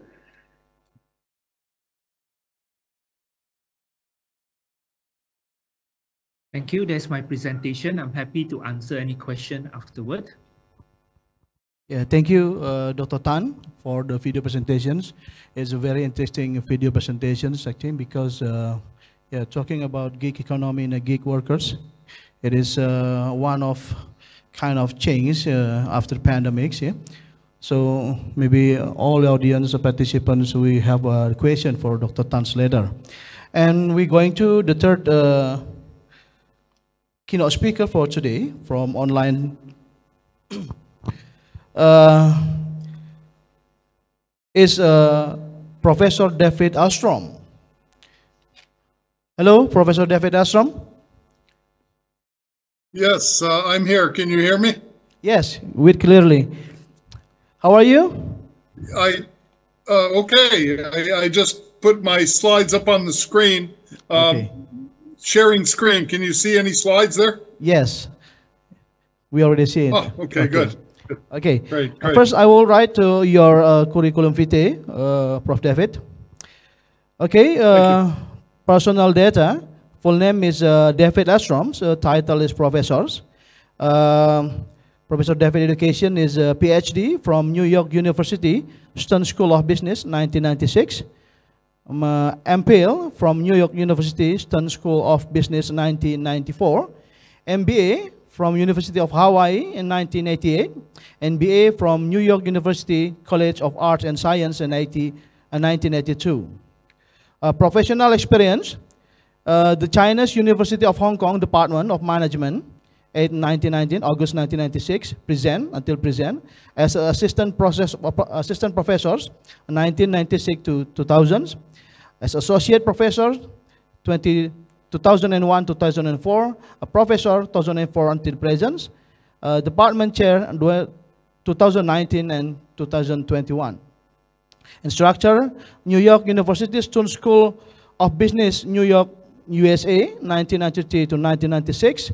Assistant professor, Mercer County Community College Art and Sciences Divisions, West Windsor, New Jersey, United States, 1993-1996, adjunct professor, Rutgers University, Rutgers School of Business, Camden, USA, 1988 and 1989, instructor, Pierce College, Philadelphia, USA, 1988 and 1989, marketing manager, Small System Group, Vanguard Computing, Honolulu, 1981 and 1987. It's a very amazing curriculum vitae, Prof. David. But I'm sorry, I have to make shortly. Okay, ladies and gentlemen, please give big applause to Prof. David. Prof. David, time is yours. Okay, yes, thank you very much. And I'm glad we had one presentation already on writing your paper and publishing. And I thank the editor of the GCAR Journal for doing that. So I'll just say a little more about those general issues and get into more specific issues with writing the introduction of the paper. This is something that is, it's something we can all do a lot better. And in writing the introductions of our papers better in the social sciences, we can go on to write better papers for the rest of the work also. So I'll focus on that. And that's just the general information. And just briefly, I was an editor at two journals some of you are familiar with in the international business area, Journal World Business, and also Asia Pacific Journal of Management. And I'm still associated with both journals as a either associate editor or guest editor currently. Very, very good journals. Also the GCAR journal. Please do check all of us out, and aims and scope and everything like that. They published some very good articles, especially about Asia and Central Asia and so forth. There are many steps to getting an article published, and in this talk, just in the half hour I have, or a little less, I'm going to focus on number 4, really. The earlier parts also warrant a lot of attention. I think there's been some pretty good writing about the first 3, and also especially number 3, and that was mentioned earlier also in the talk. The research design statistics part's usually very good, but number 4, there's a lot less on that. I find papers from time to time in the economics literature, sometimes in psychology.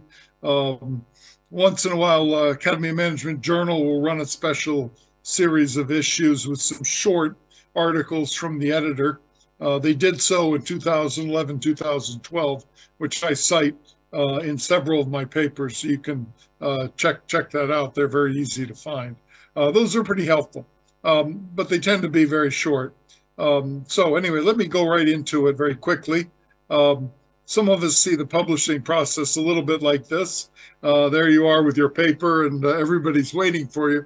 But it's really not usually quite that bad. Most of us guys here are trying to help you through the process. But of course, we're limited in what we can do. You know, a lot of times people hand me a paper and say, is this a good paper for APJM or Journal of World Business or Academy of Management Perspectives or something? And I say, well, it might be, you know, but it's got a lot of work to do. And the question is, can that work happen during the regular review process? Many times it can't. So you have to make sure you've, done your preparation and homework very quickly. And I have to say, from the editors I've talked to and people I've read and so forth, unfortunately, a paper's success is substantially determined at the beginning with the abstract, which was mentioned earlier today, and the introduction of the paper. If people can't figure that out, you're going to have a tough time. They may or may not put in the effort to try to figure out what your paper is about. Now, you might be surprised when I say figure out, but honestly, I sometimes search and search and search to find the research question of a paper and its main point, and sometimes you can't find it. Or maybe I find it around page 10, and I'm saying, geez, why did they wait till page 10 to tell us the specific focus of this paper? It just isn't necessary, you know, especially in the social sciences. It's not necessary to wait till page 10. Maybe if you're writing a paper on quantum mechanics, you know, where you got to explain a lot of phenomenon first, but, no, it's not quite like that. Now, in my presentation slides, which you can have, of course, I've indicated a few past papers that could be helpful, and I'm going to talk specifically about 1 or 2 of them in just a moment about the introduction. These are all open, and most of these are all open access journals, or they're available through Google Scholar. If you check my Google Scholar and click into these papers, you will find a PDF of all of these. I believe all of them. They're pretty easy to get. This is my most recent one I wrote with Linda Wong. She's a kind of an OB person, getting a good start on your research, writing up the paper's introduction. A little bit earlier version I wrote for the GCAR journal back in 2017. Again, focused on the introduction. But both of them are good. I mean, they both cover related topics, some different examples and so forth. Gary Bruton, a very good entrepreneurship scholar, and I did a paper in 2013 in the Nankai Business Review International. That's the international version of Nankai University's management journals. They've got a very good Chinese language one, and this is their English version. This paper is pretty good because it goes through every major section of pretty standard empirical and case empirical papers in management and international business, but it would apply to marketing, and it would apply to other parts of the social sciences.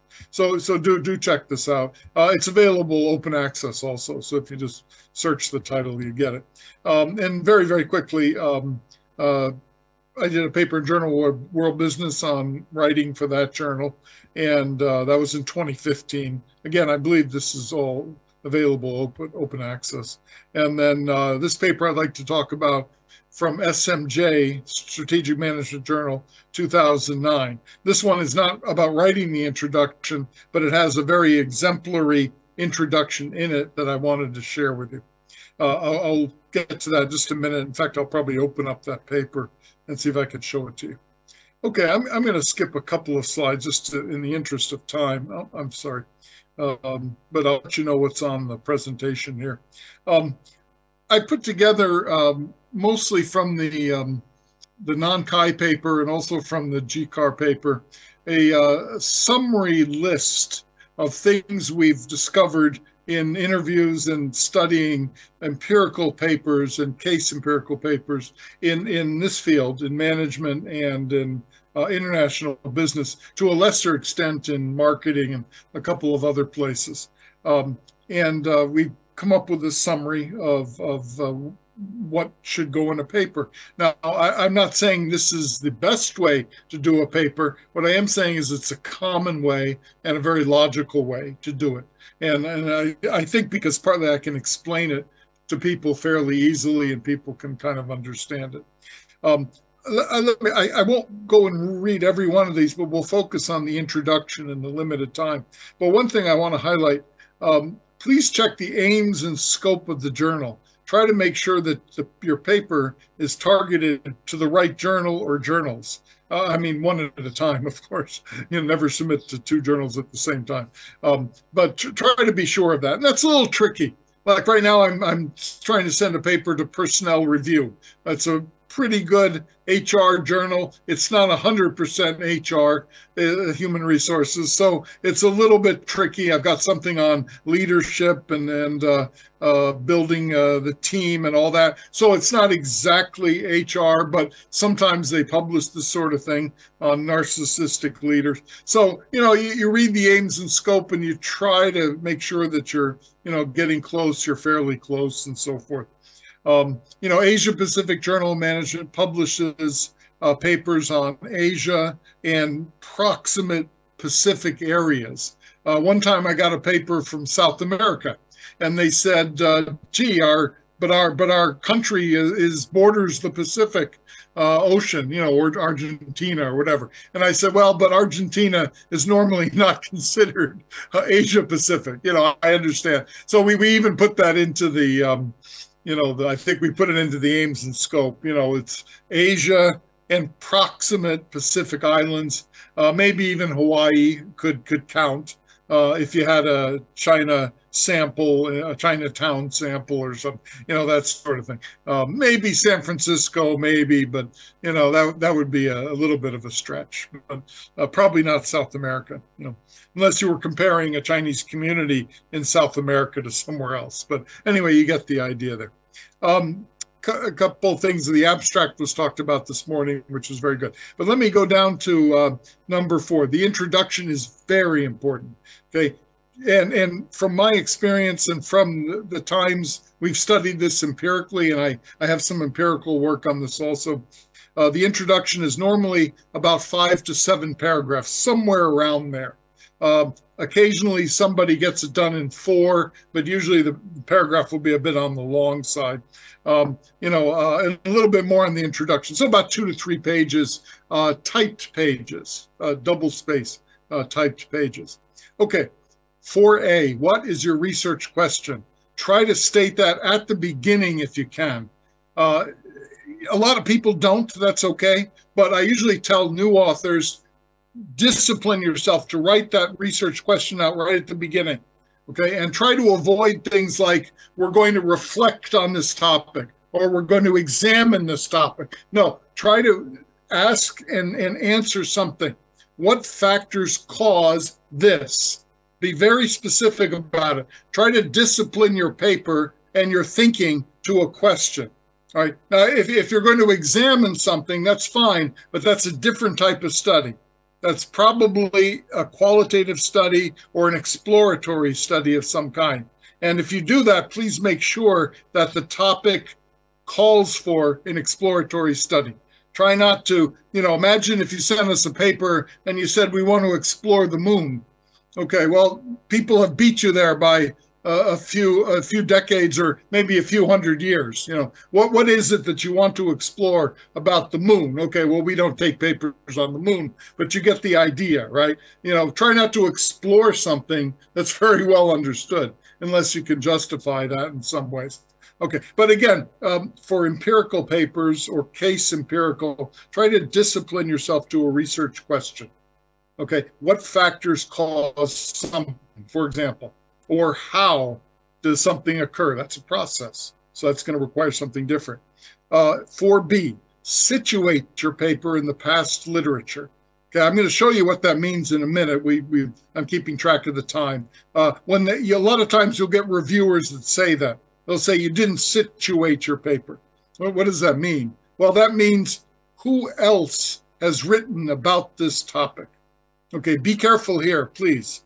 Okay, in the introduction, you don't have much time to talk about it, but you do have a couple of paragraphs. So you want to use those paragraphs very quickly, very carefully to talk about what other research has been done on or around your question. Okay, be careful here. Here's a very common mistake, and I've made this mistake myself. I still make it. Try not to say, not much research has been done. Be careful about that. If you say that, you better be darn sure that's true. Okay, not much research has been done. One time I got a paper about social influence in Asia, and I happen to know a lot about that. I haven't written a lot about social influence, a little bit. I've researched a great deal about it. And I have a certificate in social influence, the study of social influence. So I got the paper, and they had an interesting question, but then right after the question, they said, not much research has been done on social influence, and they cited one paper from 1980. Okay. Now, when I saw that, I said, well, that's amazing, because there are many, many research teams working on social influence. There have been multiple best-selling books on the study of influence going back to the 1930s and all. So wait a minute. What do you mean not much research has been done? Okay, please be very, very careful about doing that. Okay, very common mistake. They tell me the topic of their paper, and then they try to tell me what they're going to do. Don't do that. Okay, you want to take a couple of paragraphs to frame your study in terms of the past literature that's been done. That's not easy to do, okay? That takes some practice, and you have to learn the literature. And believe me, this is where I make mistakes all the time. Other people make mistakes all the time. Show people you know what the literature is about, okay? And that brings you to the next part. After those couple of paragraphs, what you're doing is you're, what's the word I want to use? You're motivating your paper. You're creating a need for your paper by showing past research is not enough. Okay, now around the third paragraph, roughly third to fourth paragraph of the introduction, you want to talk about your methods briefly. What type of paper it is. This morning, the editor of GCAR said, put something in the abstract about what type of paper it is. That's very helpful. So people know, is this a big empirical study? Is it an interview study? Is it a content analysis? What type of paper is this? You want to tell people about that. Don't keep it a secret. Okay? It's not a mystery, that sort of thing. And then finally, maybe the fifth, sixth paragraph, I've left something out here, but you want to have contributions. Very, very, very important. Occasionally I hear a speaker say, don't put them in. I've heard speakers say, people will figure it out from your introduction. No, do not listen to that advice. Editors do, and reviewers do keyword searches for the words contribute, contribution, implication. I recommend using contribution, okay, much clearer. Some journals want implication at the end, use it for practical implication, but for other things, try to use the word contributes or contribution. Make that really specific. Okay, try not to say we extend research, we add to something, we speak to theory. You can use those terms, but make sure that the word contribute or contribution is there. Let people see what it is, okay, very important. And you have to contribute to something, okay? Contribute to theory, improve theory. What theory? Contribute to empirical evidence. What evidence? Okay, so be careful. Contribution, we need a good paper on this, I admit. I've written about it, but never written a paper about it. But contributions are not what you did, but they're what you found. And therefore, what is better now about the theory? You know, because you discovered a new variable, you discovered a new mediator, a new moderator, perhaps, something different about the variables, something. You know, you've improved theory in some way. Okay, you've improved an institutional theory. You made a small improvement, and you have empirical contribution also. You know, changing the CEO helps with turnarounds, except in certain Southeast Asian countries where they fight it. That was one of my empirical contributions. Everybody said you got to change the CEO during a big turnaround. We found that that's troublesome in Thailand and a couple of other places. Workers actually can revolt and so forth. So, you know, we felt we were making an empirical contribution there, you know, and you could even argue something about theory. Okay. One other point, try not to finish the introduction with what I call the list. First we do this, second we do this, third we do. You don't need that, okay? Unless your paper is very complicated for some reason. It's a complicated process paper or something. Just forget that. Finish with contributions. Okay, you don't need first, second, third. We're going to do these things. Okay, anyway, that's a quick look at the introduction.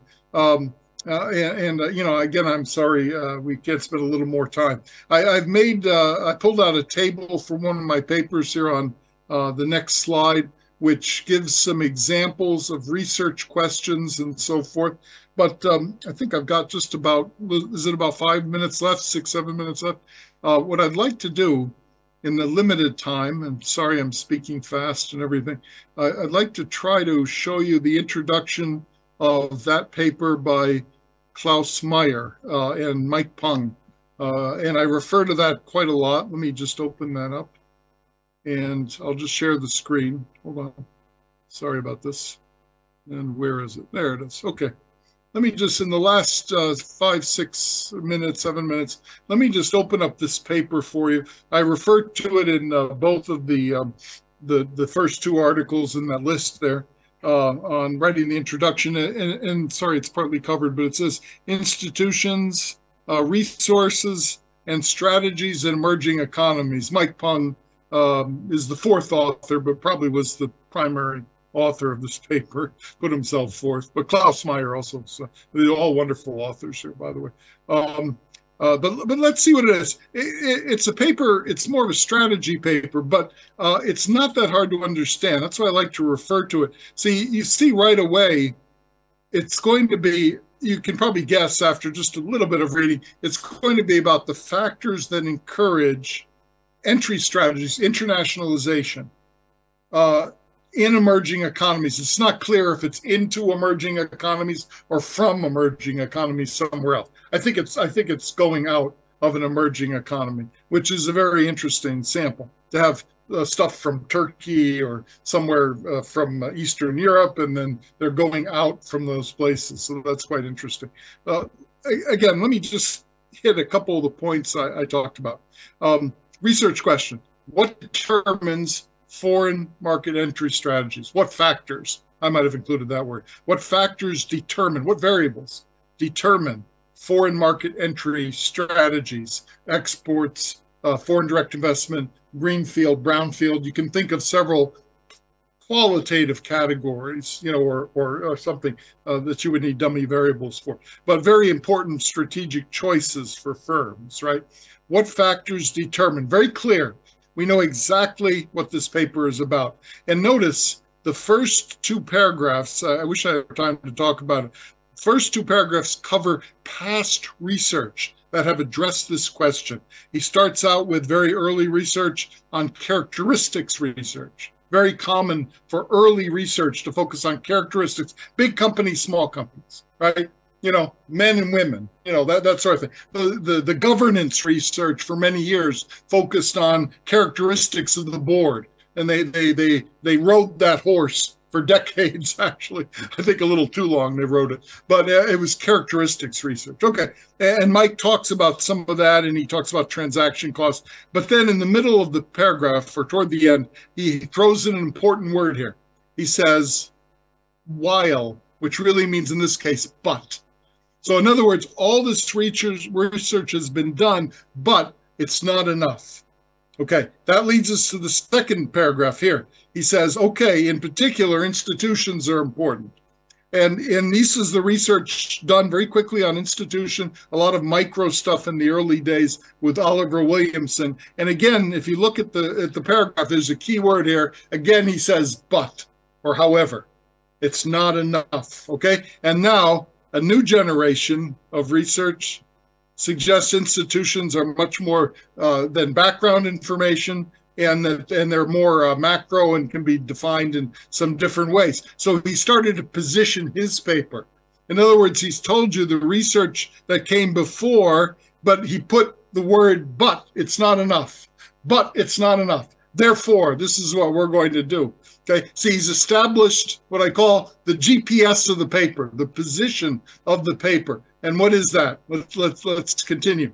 You know, it's right here. He's saying in emerging economies, institutional frameworks are important, but not micro, but macro, and not background, but foreground and central. Okay, it's not entirely clear what he means by that, but you can get the idea how he's positioned his paper in a new place.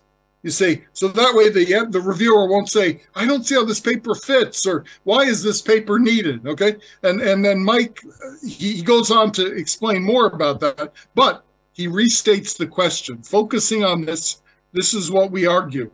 These are basically his propositions. He talks about the factors, and now he names the factors here. Institutional development, investors' needs for resources, two big factors.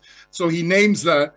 And then he says we're advocating an integrated perspective. And then just in case you missed it, he goes on to say this article responds to past calls for research in this area, calling for integrative research, like Mike Wright talked about, like Mike Hitt talked about in those particular fields. So he's motivated the paper twice.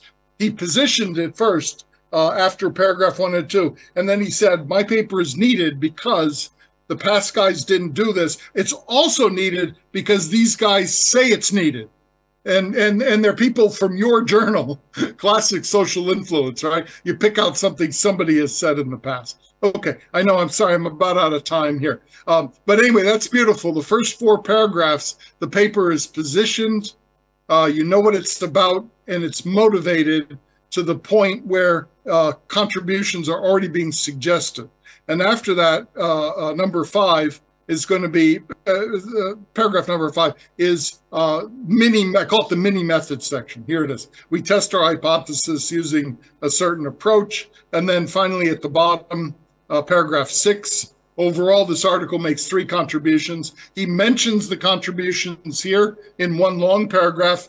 in the discussion section, he goes in much more detail, one paragraph per contribution. Please go and look at that later if you get a chance. I believe I've included this paper. Okay, anyway, the beauty of this is, and let me just finish with this. This introduction, if you write it like this, it takes a lot of effort because you got to familiarize with the literature, familiarize with what other guys asked you to do and that sort of thing. But that's the whole paper. You've got the paper. Forget about outlines. The outline is right here in the introduction. The only thing that's not here are the results. Okay, but the results are suggested by summaries of the contributions. So people say, oh, I can't write papers. How do you do it? 40 pages, it's too hard. I said, look, can you write 6 paragraphs? Start with that. You know, start with that. Write your research question. Tell me what other guys have done about that. Never skip that step. And then go on to why we think we can add a bit more to that. And did somebody suggest this type of work, perhaps in the journal? Did they say, gee, future research should do this? Okay, then you have a beautiful positioning for your paper in the first 4 paragraphs. And then you go on mini methods and contributions. Okay, it takes some work, it takes some study, but that's your paper right there. 6 paragraphs. I'm sorry, so Prof. David, your time is 2 minutes left. I guess I'm about finished there. You know, please ask any questions later, and please do get the papers I've suggested, I've provided to Seni. I think I've given all of those papers plus the Mike Pung paper, Klaus Meyer. If you can't find it, go to Google Scholar for Klaus Meyer for that paper and click through, you'll find it. Also for myself, these papers are down on my list a bit, but you'll find them, and there you've got to click into those Google links, but you will look for a PDF and you'll find it, or email me. Be glad to resend it if you need it. So thank you very much. Thank you very much today for this conference. Thank you very much. Please give a big applause to Prof. David. Once again, it's a very useful and insightful presentations from Prof. David. And I believe, and I'm sure all the audience is already have a curiosity to make the question to all the keynote speaker for today, for 3 keynote speakers, online keynote speaker today. Okay, we're going to Q&A session and discussions. We have 15 minutes to discuss these discussions. And please make the questions. Please mention your name, your institutions, and addressing to the question to whom, yeah, state the keynote speakers. Okay. We open to question first. Okay, please. Please state your name and institutions and addressing to you to whom. Okay. Thank you. My name Wenda from Universitas Pendidikan Indonesia. I have one question for Professor Megits, yeah. Okay. Professor, I want to ask you, we want to manage a Scopus Index journal, yeah, and we hope that it will be as successful as your journal. So, what recommendation do you have for us if we want to begin managing the journal? Thank you. Okay, I think you can directly answer, Prof. Megits. Please answer the question, Prof. Megits. Yes, question, my understanding it's a new journal, and what would it take to get it to Scopus, correct? Right. Okay, fine. It's a hard work. Number one, just be patient and work hard, because it's not gonna happen to get in the Scopus overnight. It takes on average 5 to 6, 7 years at least. But most important, you need to build a team. You need to build a team of international co-editors. Okay, this is where Scopus is looking. Number one, don't be discouraged, because in the 95%, first submission to Scopus will get rejected. Okay, and keep working on this, keep improving. because every day approximately 100 or more submissions Scopus receives from all around the globe, and they will accept only 10% of this. But number one, hard work, build international team of respected professors, real professors, and again, be persuasive. Never take answer as a no. Thank you very much. How was the answers? Okay, thank you. Okay, thank you from my guests for the answers. Okay, the next questions. Okay, please.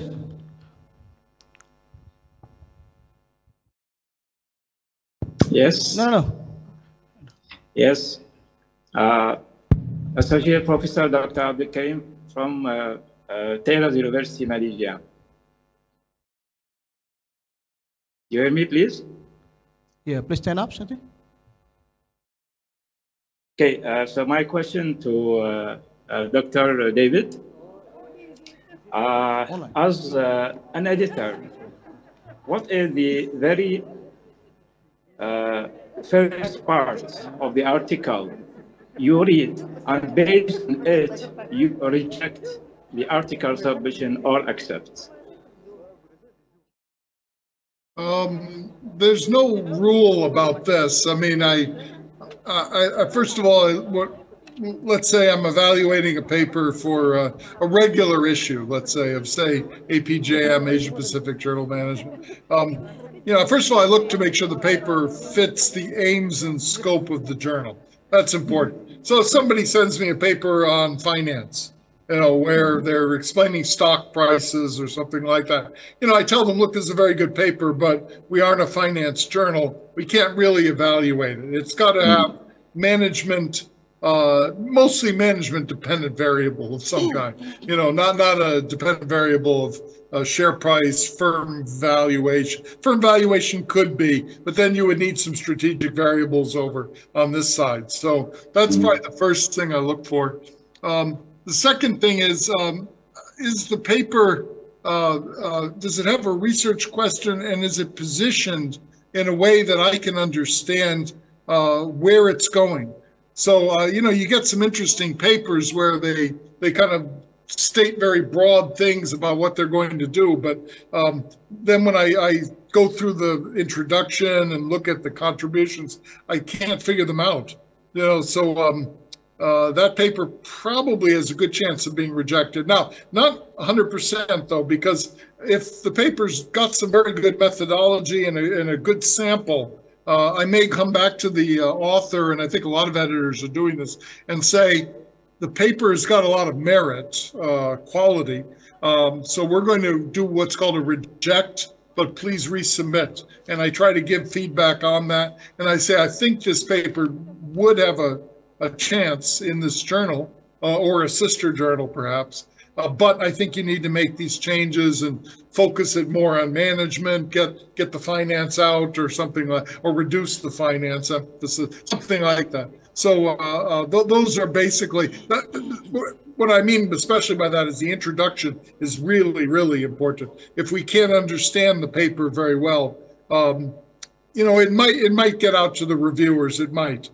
They're going to have the same problem also. So, and you know, again, they might see the value in the paper, but the question is, can we work with you during the course of a regular review process to get the paper up to the proper level and format and focus that we need in the journal?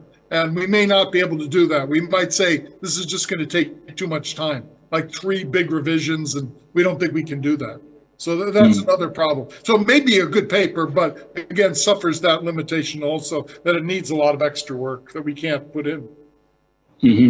Okay, thank you. The reason actually why I asked this question, by the way, I'm the editor-in-chief of Journal Engineering Science and Technology. It is a Scopus Index journal. Yes.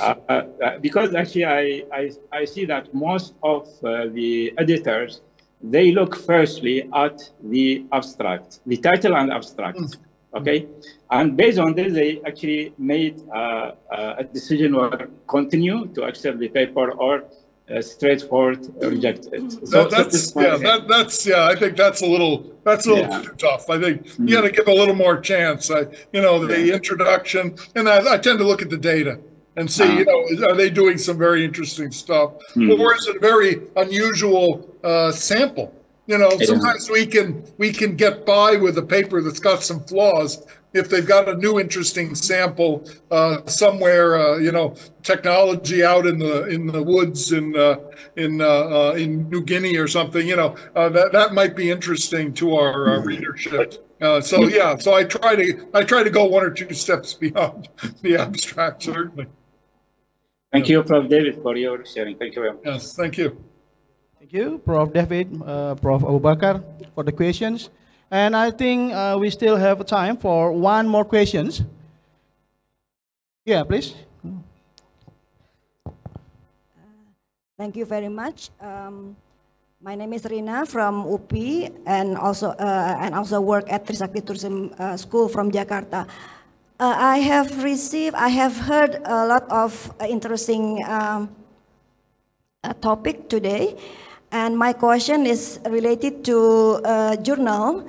So I would like to ask for the opinion from the first speaker, Prof. Megitz. Prof. Megitz, and the third speaker, Prof. David.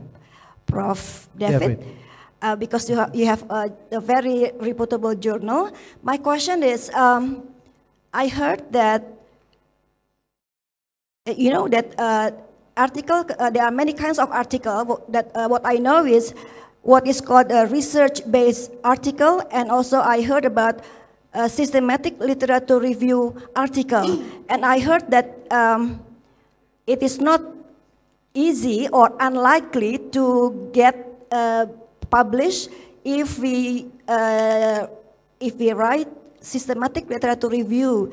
So what is your opinion about this kind of thing that I heard from some people? Thank you. Thank you. Please, Prof. Megitz, the answers. Yeah, I can give a very short answer to this. Unfortunately, yes, you're right. In our journal, we do not accept articles on literature review. It's based on a practice and based on a focus and scope, on the policies, on tradition. And because we started as a journal that was focused on Eastern Europe and Central Asia, and we didn't get too many publications on that topic. Then when we started receiving those publications, they were very low quality. And most of those that I should say every single ones that we received from universities like in Ukraine or Russia or Kazakhstan, they were rejected. And unfortunately, it was so much time, and we value time of professors all of them who we have on the board today from United States, as they would mention the same. It's a challenge, and I probably I would refer this to Dr. David, because he is a much more experienced researcher. I'm, as a publisher and editor, say, you're right. We have a lot of limitation and restraints on articles regarding evaluation of past publications. It's a challenge. But what do you say, David, on this? Yeah, I would say to the questioner, it's a very good question. Your question is kind of about what types of papers are out there and can we submit to journals. I wrote a paper like that summarizing some of these things back in 2011 in APJM. I think the types of papers that APJM accepts, and I'd be glad to send that to you. But one thing, also, you mentioned the systematic literature review. There was a very good article about this, about types of literature review or review papers. And I was kind of just looking for it right now on my emails. And when I find it, I'll be glad to forward that article. I believe it was in the JIBS Journal of International Business Studies, but I'm going to look for it. So what I can do is maybe what I'll do is when I find that paper, and the other one I mentioned on the types of papers, I'll send them both to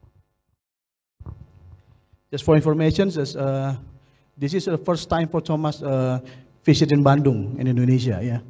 Yes. But unfortunately, tomorrow he's want to leave Indonesia again because his wife's birthday.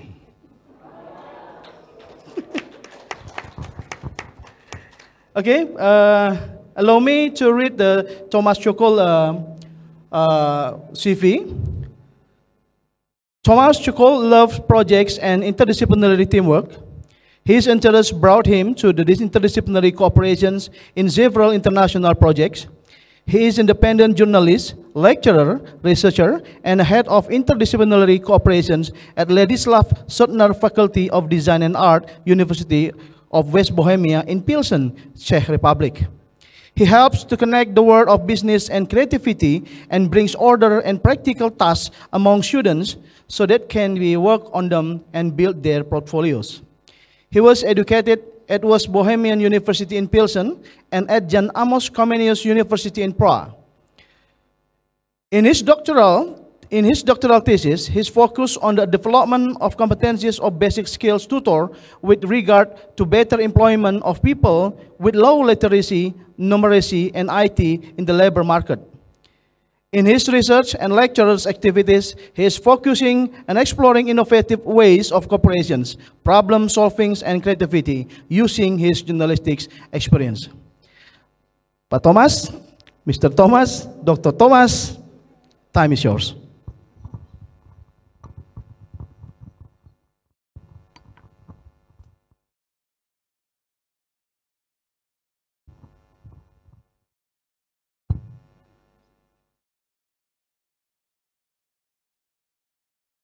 Dear professors, dear students, ladies and gentlemen, I'm very honored to be here in ICOBEST International Conference here in Bandung in Indonesia because it connects lots of interesting study fields and topics. For example, technical studies, humanities and science, social science, economic and business. And I hope that these topics are open a lot of opportunities for us, for our cooperation, because we can't just focus on each study fields, but we need to be in between of study fields and cooperate together. So in my few minutes, I would like to share with you my experience with interdisciplinary team cooperation, and I would like to also introduce interesting challenges and project and reaction that I did with my teams, and I hope that I will do also with another teams. And because I truly believe that one of the role of our universities is to hear and inquire of the society and react on this inquiry. So I hope that it will be interesting also for you.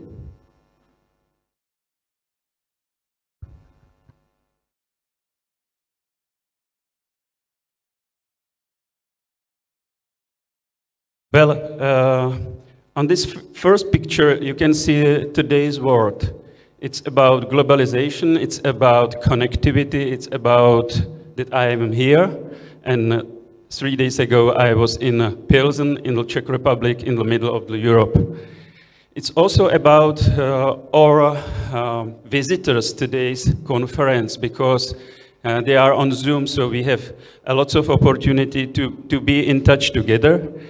And the pandemic situation that we had past 3 years, I think, brought a lot of experience to our life, and I believe that also a lot of opportunities, because the online IT system were really developed fast, good, and quick, and we can use it, the IT technology, in better way than before.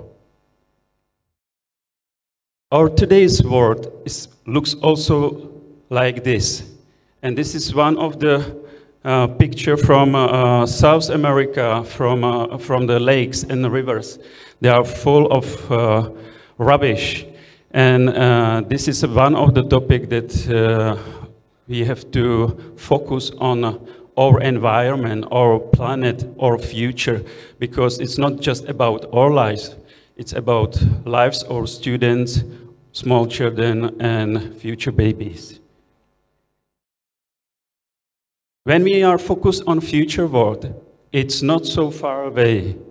This picture is from Malaysia, that the government is planning to have new cities on the islands close to Kuala Lumpur, so it's not far away. Maybe for somebody from this hall, it can be really amazing. Maybe from somebody, it can be stressful. I can't imagine that I will live here, but I believe that we can see this world after a couple of 10 years. Now you can see the area where the islands are built. And my short introduction, you heard a lot of information, so I will just briefly summarize. I was born in Czech Republic at city of Pilsen, which is famous by bravery, industry, culture, and university. And this is about my experience and about my work, because I'm working with the people on the several projects, research projects, and work also with the students. And I'm glad that I can share my interdisciplinary knowledge. So I prepare for today few numbers, few challenges, global challenges by United Nations. So if we can see this number, 676 million people are still living in extremely poverty. Maybe we can do something with this. Another number is 1.1 degrees Celsius, which is warming our planet since 1850. And it's really important number, and I know that lots of governments around the world are working to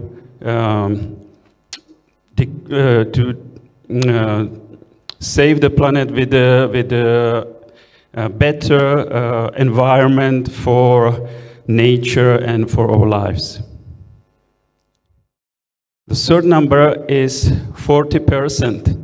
This number is by European Union, and it's about that 40% adult people have low skilled, low digital skills. So they can't use IT technology for their work. They can't use their IT technology for their lives. And they are in extreme risk on the labor market in their countries and on the global market. In past minutes, you heard the speech about the gig economics, and this is the connect with also with this speech. So what we can do with these challenges, I think that we have a lot of opportunities to work on the projects and topics that can solve the problems that I demonstrate right now. So I chose keywords for this year, and it is challenge, trend, sustainability, innovation, and also the research, because we are on the university field, so we have to focus on the research and believe that our research can help to us and to our friends and families and other people. So when I introduce few challenges, global challenges, I also bringing the best innovation from last year that was chosen by American magazine Time. And one of them is personal robot for take care of adult and disabled people. Another one is bionic hand for the people they lost their hands. We can also see the innovation in 3D printing homes and delivery foods without drivers, so with most autonomous driving. The last examples are about IT innovation, especially focus on climate and focus on farming. Yesterday I had the opportunity to visit the farm with autonomous watering plants, and it was interesting because it saved time, it saved human power, and it saved also the money. And when I introduced the innovation, I would like to also connect my past project or the project that I'm working with my colleagues right now, and it can react on these challenges and also on innovation. But first of all, I would like to summarize what we can do with challenges and how we can react on the global challenges. I believe that we need to cooperate together because it can bring our new idea and it can help to us to do better innovation. We need to work together because it can solve all our problems. Also, the cooperation is supportive and it brings new learning opportunities to members of our teams and also to our life and get better experience to us. And the last thing is also about the relationship, because when we are working together, we can make new friends and have a stronger relationship between together. So this is a few examples of excellent cooperation in human society and also in the nature. We can start with the birds. They are helping together when they are moving, because they are saving energy and their lives. Also the fishes, when they would like to be safe in the attack of predators, they are cooperating together. So on this picture, you can see examples of hunting, and when you want to hunt some kind of animal, you need to cooperate with other people, usually. The symbol of COVID, it's one of the symbols that the people around the world work together, worked effectively with a lot of innovation and saved a lot of lives. So, and these last pictures as a spaceship, it's so complicated product that nobody just alone can work on it, and we need to work in a team, and similar with the cars. So now it's time for example of my projects.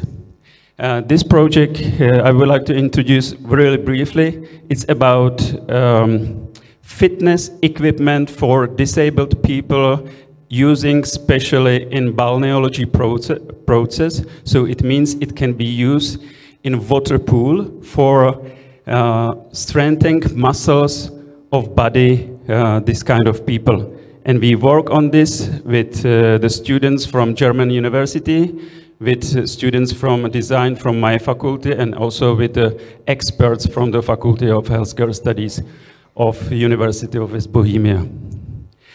You can see the better picture of this equipment. And when I talk about the disability people and bionic hands, it was a similar project that my team finished last December.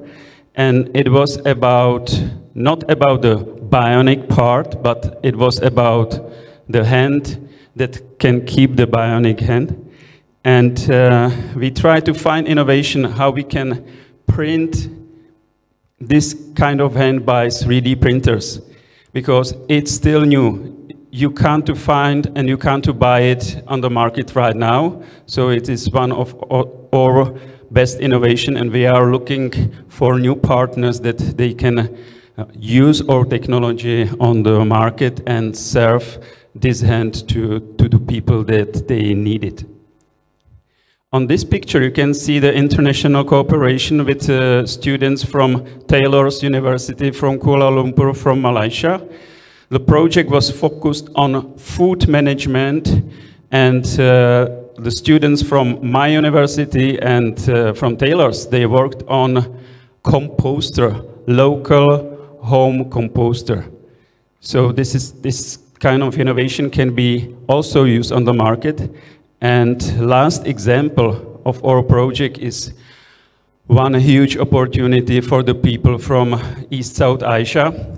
We have the project with Taylor's and working on safety system against the floods. And the saving systems, it's for small children, for babies, because it's still with flash flood like this, the parents can't to keep the children in any safety boxes, any safety systems. So we are now reacting on the needs of society, people in Malaysia, and I hope that it can be similar in any other country here in Indonesia or any country in Asia. And we are prototyping this safety box and looking for new partners for the market and for the business. So I can also say how we can work. We usually work as a team, different experts from different fields, engineers, designers, experts for business, experts for healthcare studies, if we are working on the products that they can be used in the society. We are usually using design thinking methodology in their 5 phases as inspiration, empathy, innovation, prototyping, and testing. And it's good theory, and I think that you can use it in the practice. And because we need to develop the skills at our students and also at our professors, we are using teamwork session, and we are also using the workshops. Now you can see the universities that I'm cooperating with workshop skills for students and for teachers. And I was proud that yesterday I could also cooperate with the students that I can also see here on this conference. So it was great time with them. So in the beginning, I talked about challenges, trends, sustainability, innovation, and research. And I hope that I could give you inspiration and hope good examples of best practice, because I believe that we need to have open eyes, open hearts, and be ready to cooperate together. Thank you.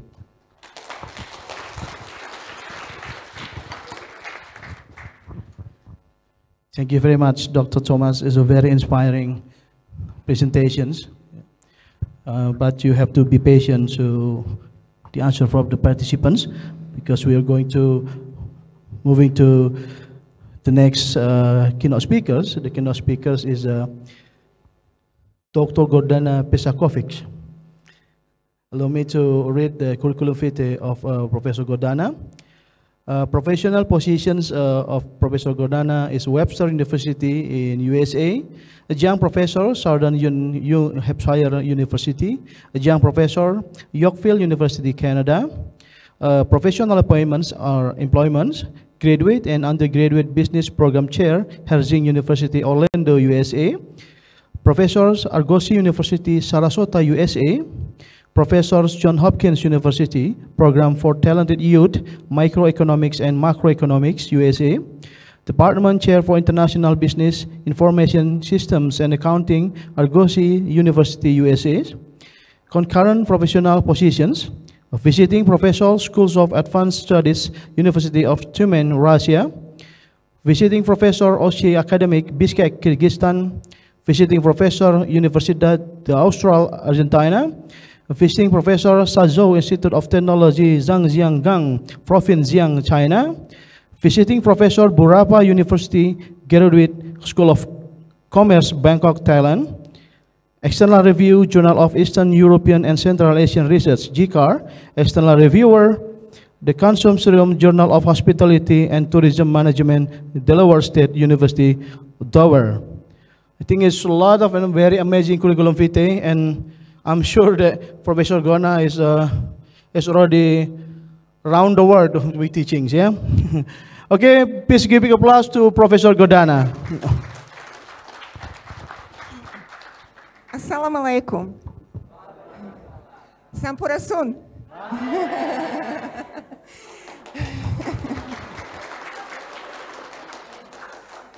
I'm very pleased to be today with all of you, and thank you for Rector and the wonderful university that you have created here. And like Thomas said, yesterday we have a very unique opportunity to enjoy and admire your farms and your dedication to nature, to people, and to the world. So thank you for all of that, and thank you for all the organizers. You really did an amazing job. Thank you. And it's not easy. I will actually like to start with something completely different. We have all been here since 8:30, and you have been sitting for a while. I will be talking about global challenges, and there is one global challenge that we are all facing in the world, and that's healthcare.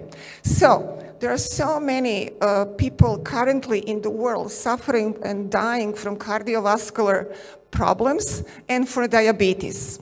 You have been sitting, we have all been sitting for a couple of hours or more, so I would like us all to stand up now. Let us all stand up. And let us try to jump a little bit. Let us try to jump. Let us try to move our blood and to be ready for new knowledge and new excitements that we are going to talk and cover today. So thank you so much. Now, and that completes my presentation for today. Okay, so thank you, Thomas, for great and inspiring presentation. I also have global challenges. And today we started with writing and global challenges Thomas talked about. I will actually like to switch a gear. And this morning, I was exchanging messages with my friend from Canada. And she told me, send me in a nutshell what your presentation is all about. And I told her, oh, you are like real millennial. You want everything in 2 sentences. It's not going to work. And she said, no, I want to see your challenges. So when we solve all of them, we can continue building new problems and new challenges. So I replied to her that actually,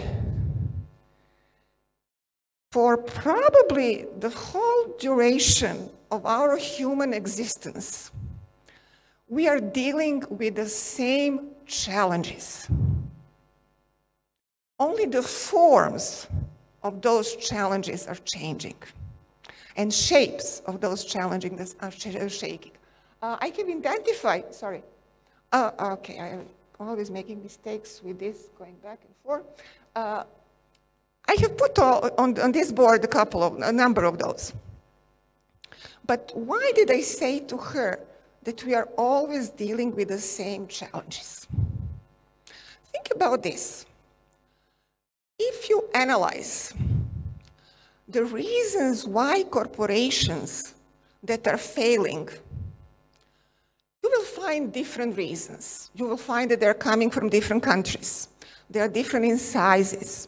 They have different ownership, if you want. They have, some of them may be public, some of them may be private, joint ventures, you name it. They may be from different industries. However, all of them share two things, or maybe I will add three things.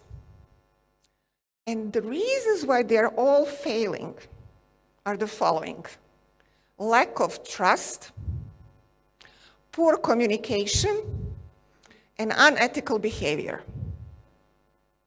So this is the reason why I told my friend this morning from Canada, listen, we are through all our history, we are dealing with same challenges, and that's trust, communication, and ethics. And we can talk and we can all identify different challenges depending on our disciplines. My background is economics and international business, so you can see by all of those that they are like kind of biased toward that area. But at the end of the day, they all actually come down to this trust, communication, and ethics. So today I'm going to actually cover those overarching challenges, overarching problems. And I will be focusing on the current situation that we are faced with in the world, maybe not necessarily in Indonesia, because it seems that you're doing quite well on this trust part. And I will be talking about mistrust or even distrust in institutions. And from that, we will be deriving polarization in the societies all around the world. And then finally, I will be touching upon ethical and moral issues. So, when I talk about institutions, I will actually focus on mistrust in government, mistrust in media, mistrust in education, science, and healthcare. And I'm sure that you can come with this list more expanding from your perspective. Now, when we talk about this mistrust in government, we can start and go around the world, you know, and we can see different countries are dealing at this very moment. Some of them are sleeping in the moment, but when they wake up, they will be dealing with those issues. I think that I believe in the visual presentations as well, and as that old saying goes, picture can speak 1,000 words. So this is exactly what I think this particular picture can speak to all of us. And this is if you can focus on trust in business and trust in government on the bottom. And then we have, according to Edelman Trust Barometer, we have here 27 countries in the world. And yes, Indonesia is included. And yes, United States including, Canada is including, Argentina, pretty much countries from all different continents are here. Not all of them, obviously, we have much more than 27. Now, if we focus on this trust in business, what is really very interesting is that all around the world, people, at least those who were surveyed in this particular research, they all trust business more than they trust government. Very interesting. On the other hand, when you focus on the difference between the trust in the government versus the trust in the business, that's what these numbers, 40, 42, 41, and all of them are talking about. That gap, how much difference we have in a trust in government versus the trust in business in all of those countries. And if we go with South Africa, trust in government is really, really low, 22%. And then trust in business is much more significant, 62%. So the gap is 40. If we go to United States, for example, trust in government is 42. And trust in business is a little bit higher, 55. And then you can actually go around and come to Indonesia, that probably on this list, other than China and maybe United Arab Emirates, has the highest trust level in both categories, in government and in business. Now, as I said, as we speak, around the world, different countries are really going through social unrest. I'm showing here Peru that started last year and still going on. Currently, we have demonstrations in France because of government-proposed changes in the pension system. And we can go on and on and on around the world. United Kingdom, last year, in less than 2 months, changed 3 prime ministers. Think about that. And then I want to show the historical evolution of trust in United States and in government.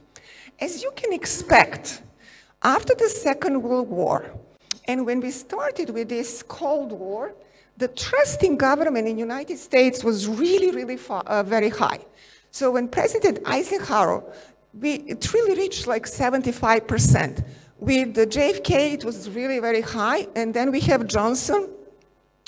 That was really very high. And then we have Vietnam War. And you can see and follow from that moment on, the trust in government is really deteriorating, going down, down, down, down. And as I mentioned, at this particular moment is probably at its lowest level. This is a trust in Israel's institutions. I choose them because they are really breaking down by each part of the government and the government institutions. And as you can imagine, trust in the defense forces is the highest. The colors are different. The dark blue represents the averages in most years in Israel versus the 2022. And this mistrust in government leads us to mistrust in democratic process.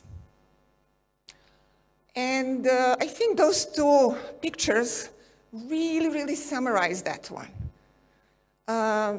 On the, let's say, right side for me or left side for you, and we have January 6, 2021 in United States, and the group that you see here of people, they were actually dissatisfied with the results of election, and they were protesting in front of the Congress, and not only in front, but they actually entered the Congress as well.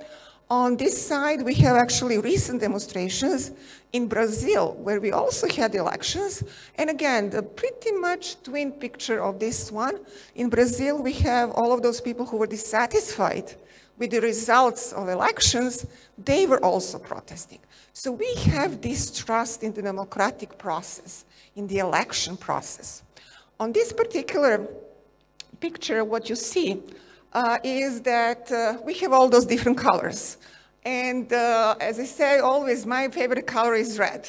However, red is in this particular case not a good color.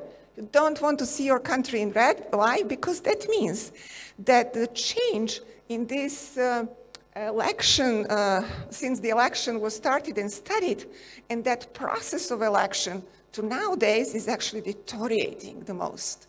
Again, very good results for Indonesia because the color here is kind of green. So you're on this side where it's basically saying since the first elections that were studied, moving on, the electoral process in integrity has improved. Now, here we come to distrust. So far I was talking about mistrust, and here we are with distrust in media. If we go around the world, and I'm coming from United States, so in United States, we have probably the lowest trust in media in the world, and definitely the lowest trust in media in the history of the United States. These particular numbers are pretty much demonstrated this. This is that mistrust, or how many people trust the media. And as you see on the bottom of this list, only 26% of people in the United States, again, surveyed, not every single individual is a part of the sample, they really trust media, very, very low percent. Now you can maybe ask, so who cares? Why is trust in media or mistrust in media important? Well, it is important because according to a number of sources, they identify journalists as the fourth pillar of democracy, as the fourth pillar of society. The first three pillars are executive power, judiciary, and legislative power. So we have a president, if we have a presidents in the country, we have a parliament or Congress, and then we have a Supreme Court or the main court in the country. And the number 4 is actually our journalists. And if we have any of those pillars that are shaking, that we haven't expressed trust in them, then we really have a serious problem in the society. Now, we are an educational institution, and I don't know if anybody congratulates our wonderful rector for yesterday's big award. So I want to congratulate you for achieving this big award for leadership in all Indonesia. Now, on that note, education system, we can talk about every individual country, or we can combine the countries and think what are those problems. And we are all going to come, most of us are in education in one shape and form, and most of us can come up with our list of problems in education. So I'm going to maybe speed up those processes, and I'm just going to focus, because this conference is focusing on post-pandemic times, and I want to focus only on one point here, and that one point has been identified by this particular study that was done by 3 combined institutions that are really, really in charge of children in one way or another: UNICEF, UNESCO, and World Bank. So what did they come up with?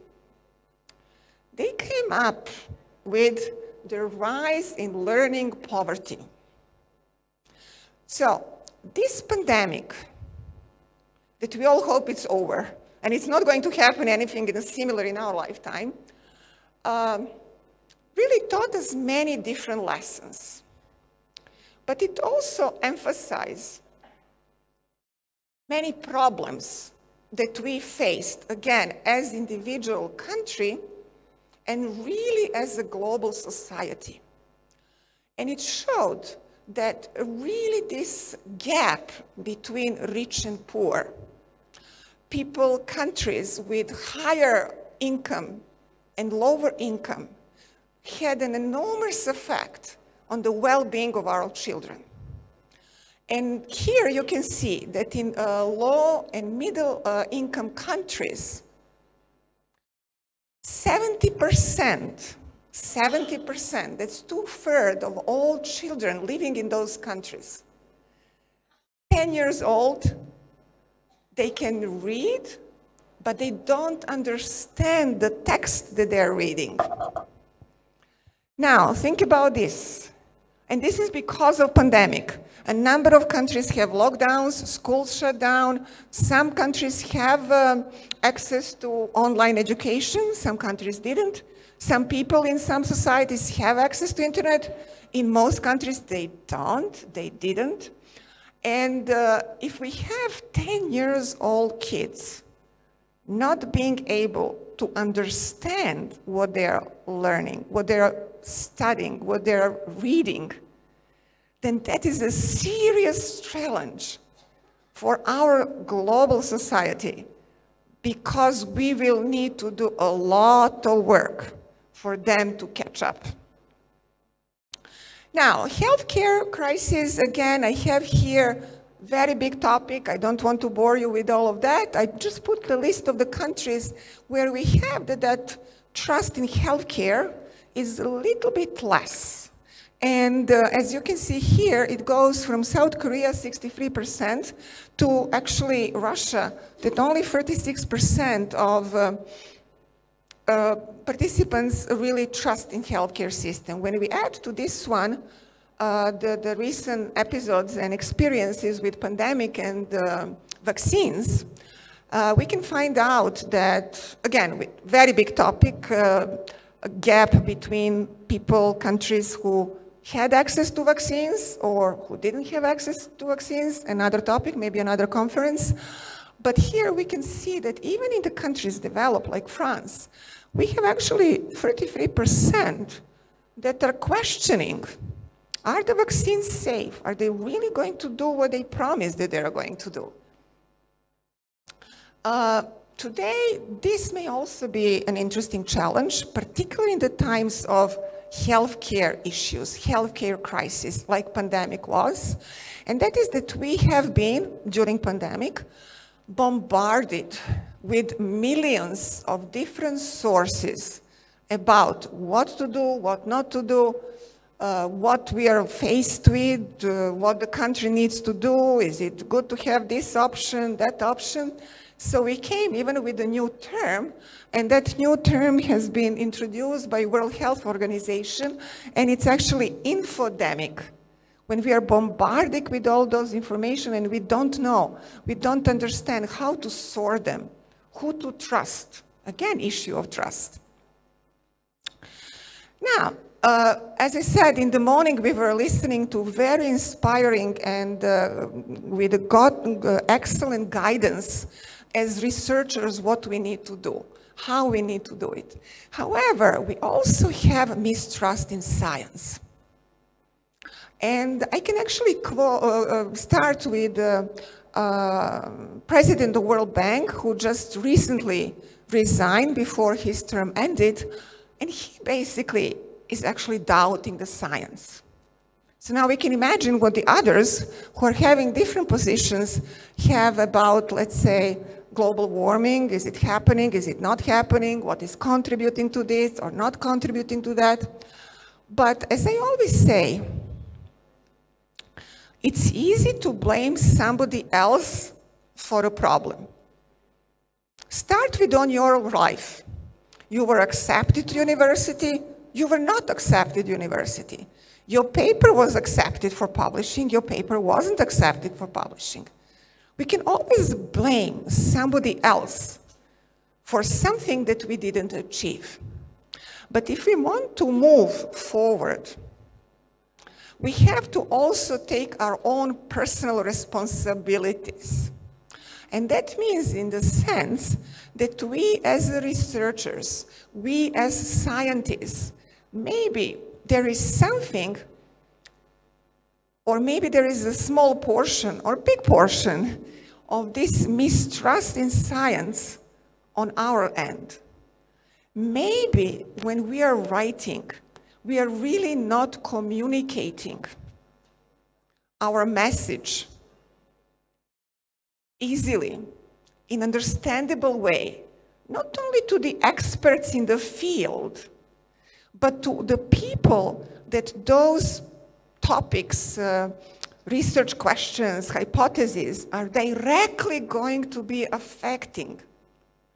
Starting with social science, computer science, health science. At the end of the day, that's going to affect me, that's going to affect you. And we may not be computer scientists, but I want to understand what's going to happen. And this is why maybe an advice to all of us, when we are writing, not only to think on those very few that belong to our group of scientists, but to think of the broader community. How can we communicate our message, our findings better? And I don't want to be really the messenger of all those bad news.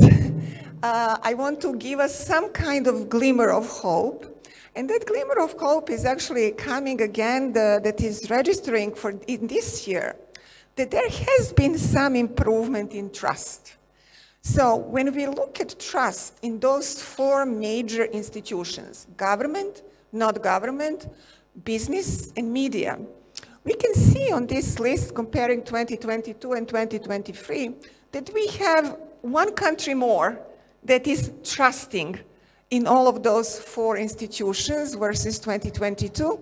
However, on the other side, we also have one country, Australia, joining the group of non-trusting or trusting less in those institutions.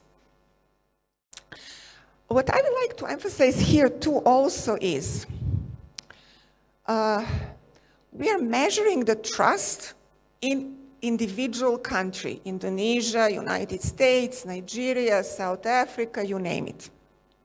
However, we may think that we live in the same country. We may think that we live in the same universe if we have the same passport. But actually, we may be living in parallel universe while living in the same country. What do I mean by that?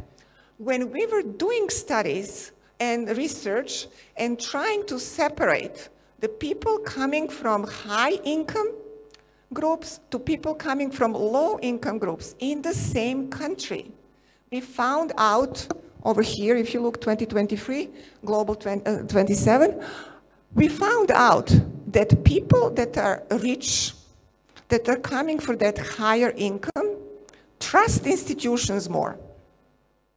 On the other hand, people who are belonging to these lower income groups in the same country trust institutions less. And again, another really, really serious potential problem for the society as a whole.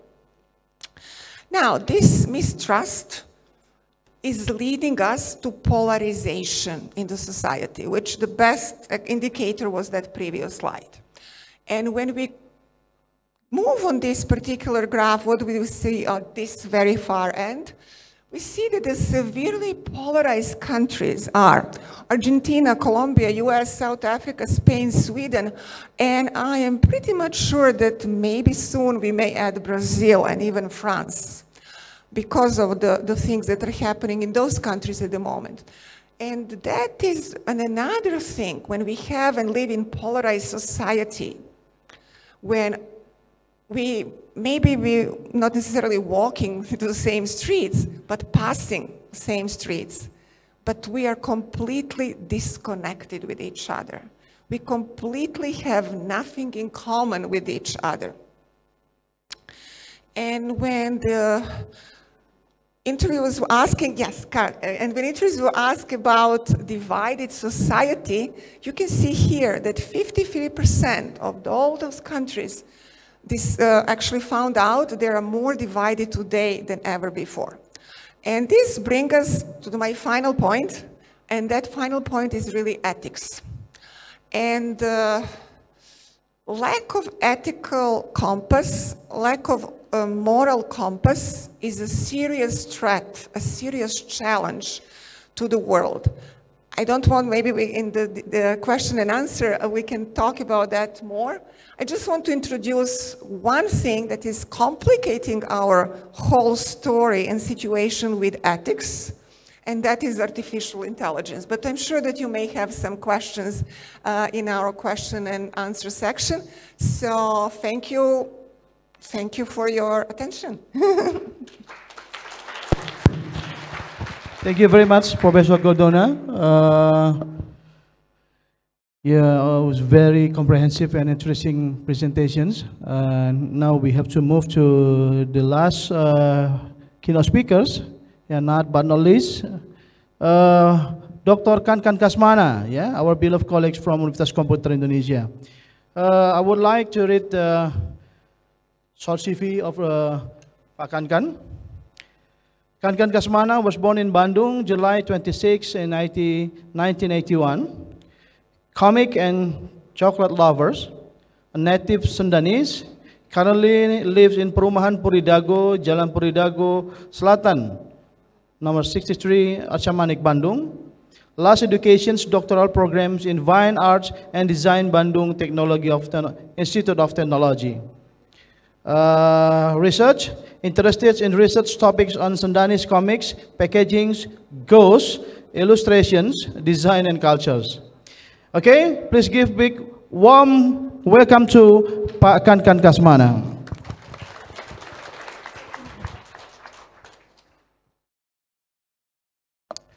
Okay, thank you very much, Pak Andreas. Assalamualaikum warahmatullahi wabarakatuh. Sampurasun. First of all, before I starting my presentation, I would like to thanks to Bapak Rektor Universitas Komputer Indonesia, to all the Vice Rector and the Dean, to the Director of Scientific Journal and Publication, to the Director of International Publication, for having me as keynote speaker today. It's such an honor for me to be here. I'm really shaking today. I'm really anxious. When I see Dr. Thomas and Dr. Gordona's presentation, it feels more anxious. Okay, This is my research. My research title is The Impact of Visual Communication Design Study Program Curriculum Content on Consideration of Student Career Plans and Future. Maybe some of you expect me to present about Sundanese goats, but it won't happen today, sorry. Okay, next. Yeah, thinking about career and the future for students has become a quite popular discourse among students. And for art and design students, this discourse is a small part of a deep thought that lead to the concern about future careers after college. Influenced by internal and external mental problems appear on low to high scale. In our study program, there are 23 students who has mental issue. So the Ministry of Health in 2018 found that the prevalence of mental emotional disorder in the population aged 50 years and over increased, as you can see, from 61% to 90.8%. And it believed that it grow more today because of pandemic. One of the many causes is the thought of worrying about futures.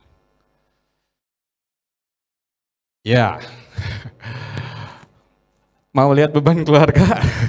Mana? Ya, these two gorgeous women are looking to student. I got this from Instagram and Twitter, and this has become a phenomenon where the discourse about graduation, about future, is become one of their discourse. And then, selamat Anda resmi menjadi seorang pengangguran after graduate. And then the other is I got from media, ribuan sarjana daftar Gojek. Yeah, it's quite deep thinking.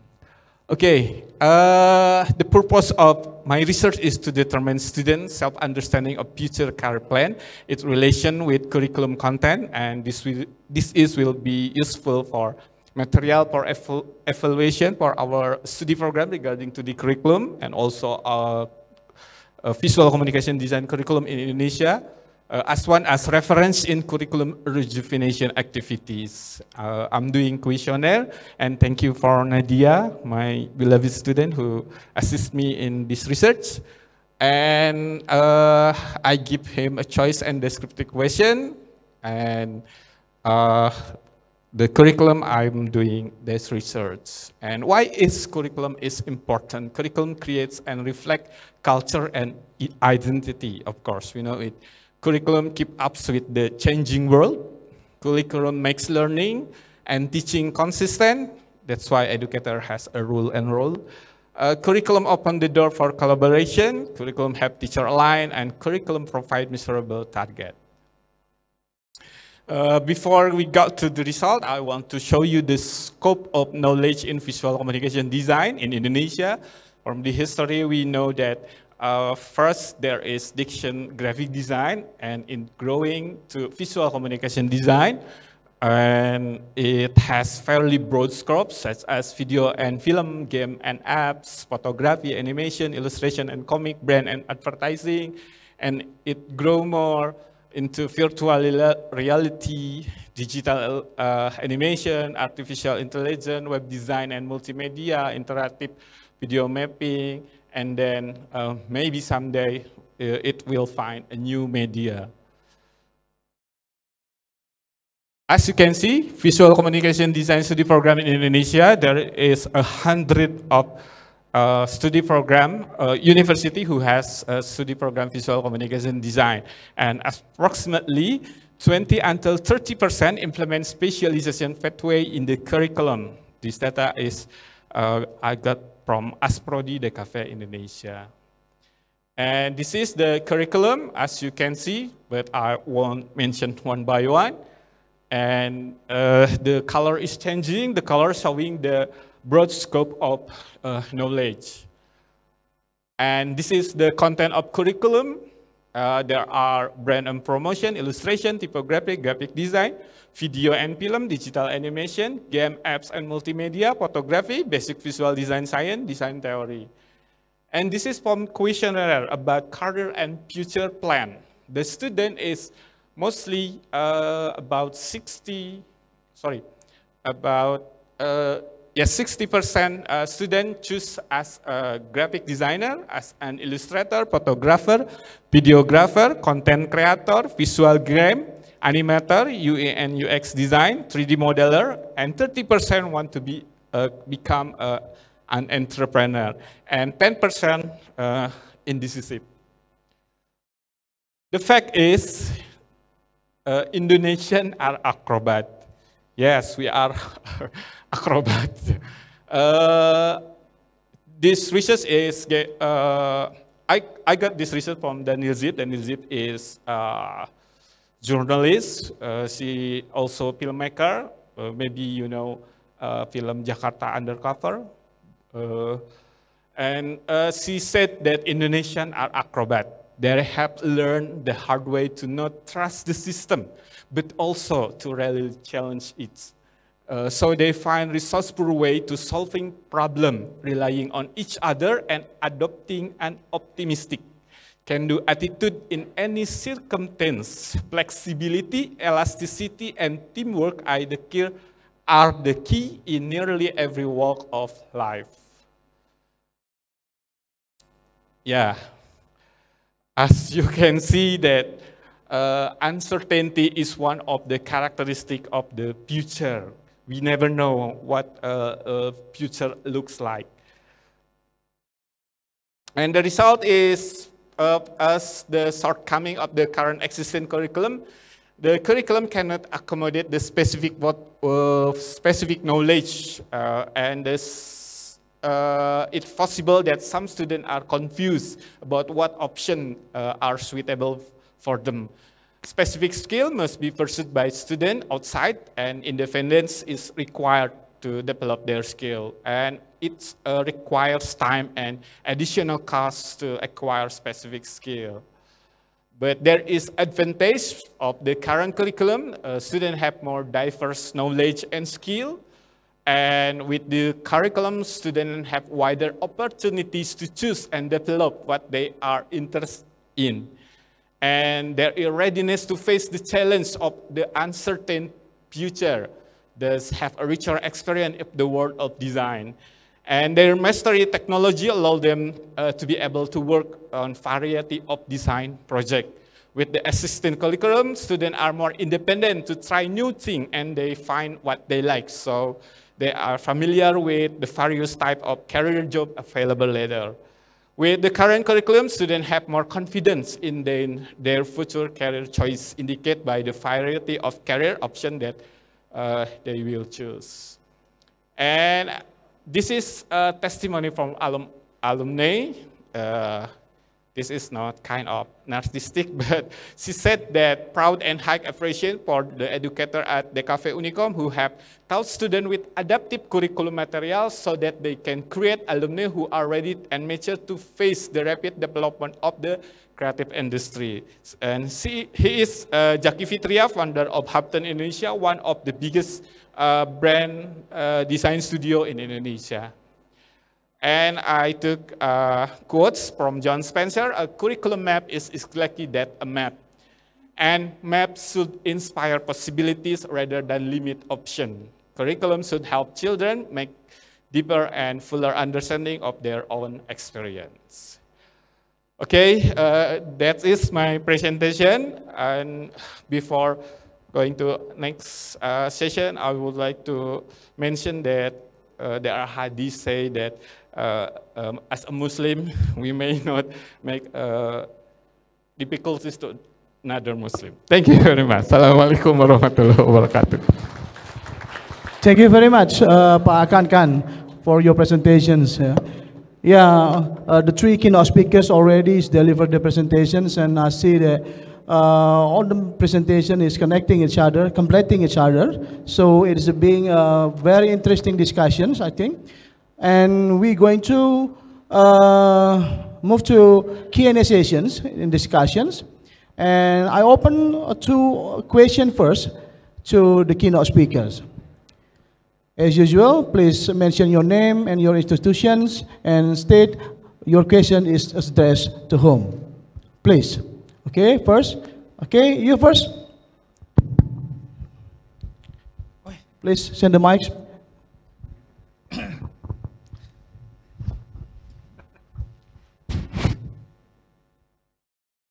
Okay, thank you for the presenters.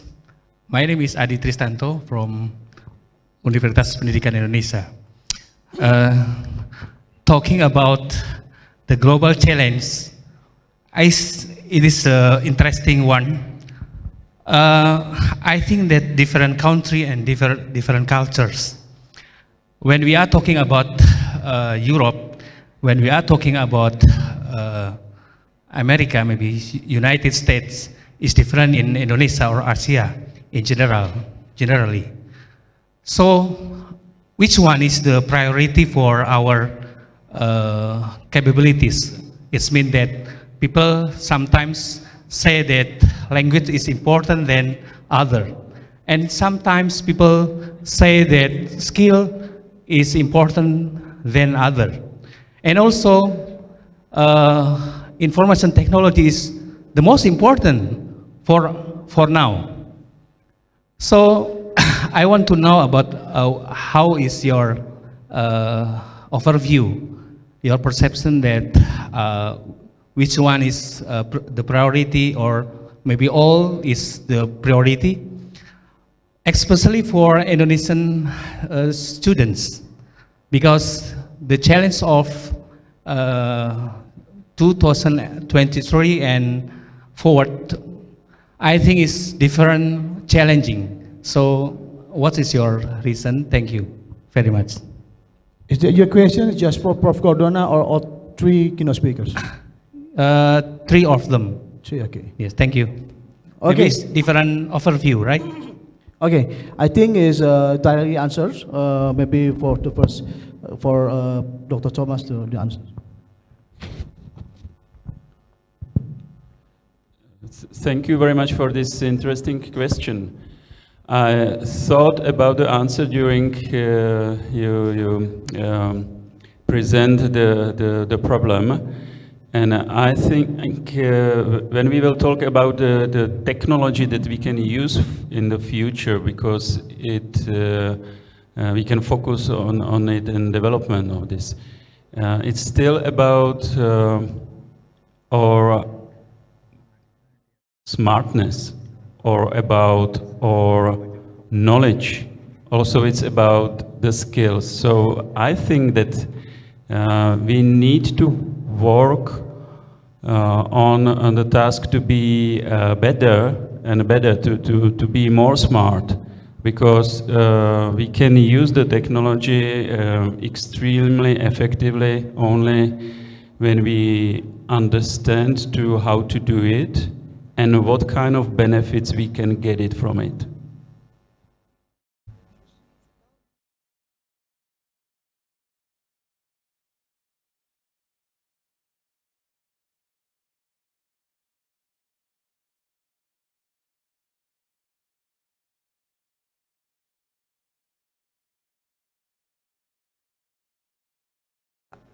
I'm not quite sure that I understand your question correctly. So are you talking about how is culture influencing global challenges? Is that the question? Yeah. If the question is about cultures, we definitely in the world have many cultures, and culture can actually be defined in many different ways. We can talk about country's culture, and as we know, inside a country, like inside of Indonesia, there are many different cultures inside Indonesia. And we can also talk about corporate culture. And then we can talk about culture at home. So those three different cultures depends from which angle you want to address this particular question. Now, the way how I actually read your question is a little bit different. And the way how I read is always that dilemma. What is more important, this or that? So what's more important? And I will actually give you another answer. that I don't know if it's going to satisfy you, so you have a follow-up question. When I teach around the world, and I teach few courses, they're mostly international business and economics related, comparative studies as well. And I have students in the United States in particular that are coming from all over the world. And in all of those different settings, like from China, from Russia, from Central Asia, from Europe, from United States, from South America, I ask them the question, what is more important? Economic development or democracy? And maybe not to your surprise, but to the very big surprise of American students, is that when I ask that question and they hear what the students that are coming from other cultures, other countries, are telling them, is completely surprising. Why? Every single time American students are going to identify democracy is the most important one. American economic policy, democracy is the most important one. When you talk to people around the world, what they're going to identify is economic development. First, we need economic development in order to have society that is built on solid economic ground, which also includes solid educational ground as well, and then maybe we can talk about democracy. So I'm not quite sure that that answers your question, but this is also the differences in cultures and the differences in the economic development. Thank you, Prof. Karana. Pak Kankan? Okay, I cannot compare what's good for future. Is it skill or specific skill, but I think for Indonesian who has character, like I said before, who has flexibility, that she can afford the future with the good mental, I think. So with good mental, every student can afford to force every problem that he has to face it. And then I think, every single person, and especially in Indonesia, we know that every region has its own character, such as Japanese. Japanese is more ambitious than Sundanese. Sundanese is more diplomatic, and in Indonesia we can see that Sundanese people has a part in country in the diplomatic needed, and another Japanese has a lot of people from Java is standing in the leader top management because they are more ambitious. So I think there is a good side and negative side in every character of human, I think. But the mental, I think for Indonesia, it is important. Good mental. I have positive vibe, I think. It's good model for challenge, global challenge. Thank you. Okay, thank you very much. How was the answers? It's okay? I mean that in our country is the written evidence is more important than the skill, right? Sometimes people is challenged by the evidence, to show the evidence by certificates, right? Actually, that people sometimes has a skill, a huge skill, but because there is no certificates or evidence, sometimes lost the opportunity for the job. What is the reason, right? Thank you. Well, actually, I will answer that question in a different way. And for example, in the United States, we are now in process of making many changes, starting with actually acceptance test to universities. You may or may not be aware that in the United States, if you want to be accepted at those Ivy League schools, or the better schools as we call it, first-tier universities, and even second-tier universities, you have to have very good scores in SAT. That's at the high school level, that you have to have a good score and all of that. Now, we have that Harvard is actually giving up that prerequisite now. In the corporations, when you're looking for a job, definitely there are certain requirements that you have to fulfill. But nowadays, because we are all living in this society where change is happening at a much faster pace and speed than ever before. What does that mean, and how is that affecting who I'm going to employ or not employ? When we teach our students, we teach them what we know at this point of time. By the time that they're going to graduate, things that we taught them might already changed. So educational institutions probably nowadays cannot provide the adequate knowledge for the jobs in 5 or 10 years. What we can provide is to learn how to learn how to research, to develop those analytical and critical thinking skills, to know where to look for the answers, to know to follow the process.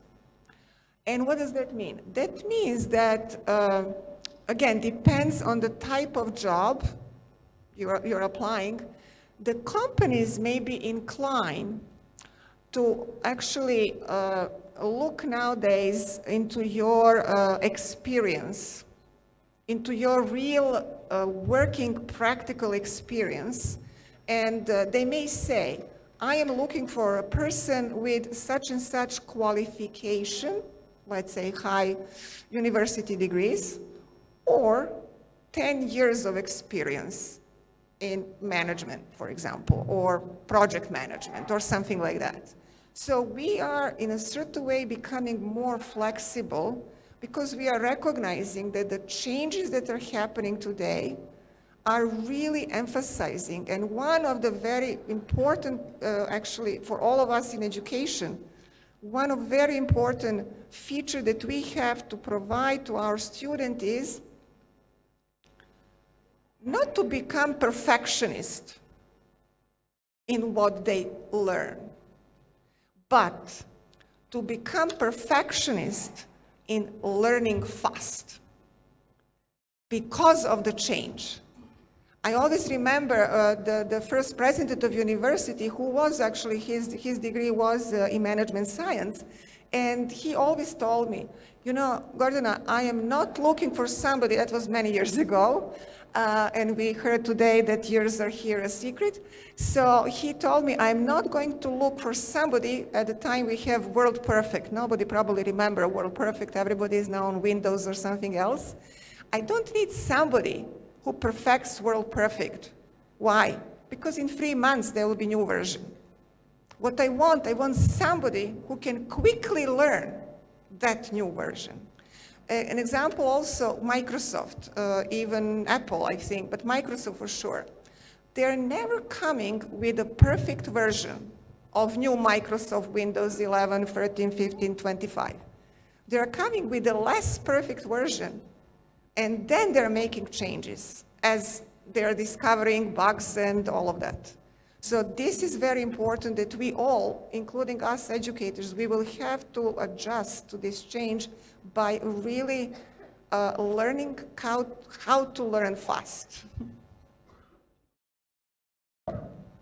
Yeah, I would like to also definitely confirm this situation in the United States because it's similar in Europe Union.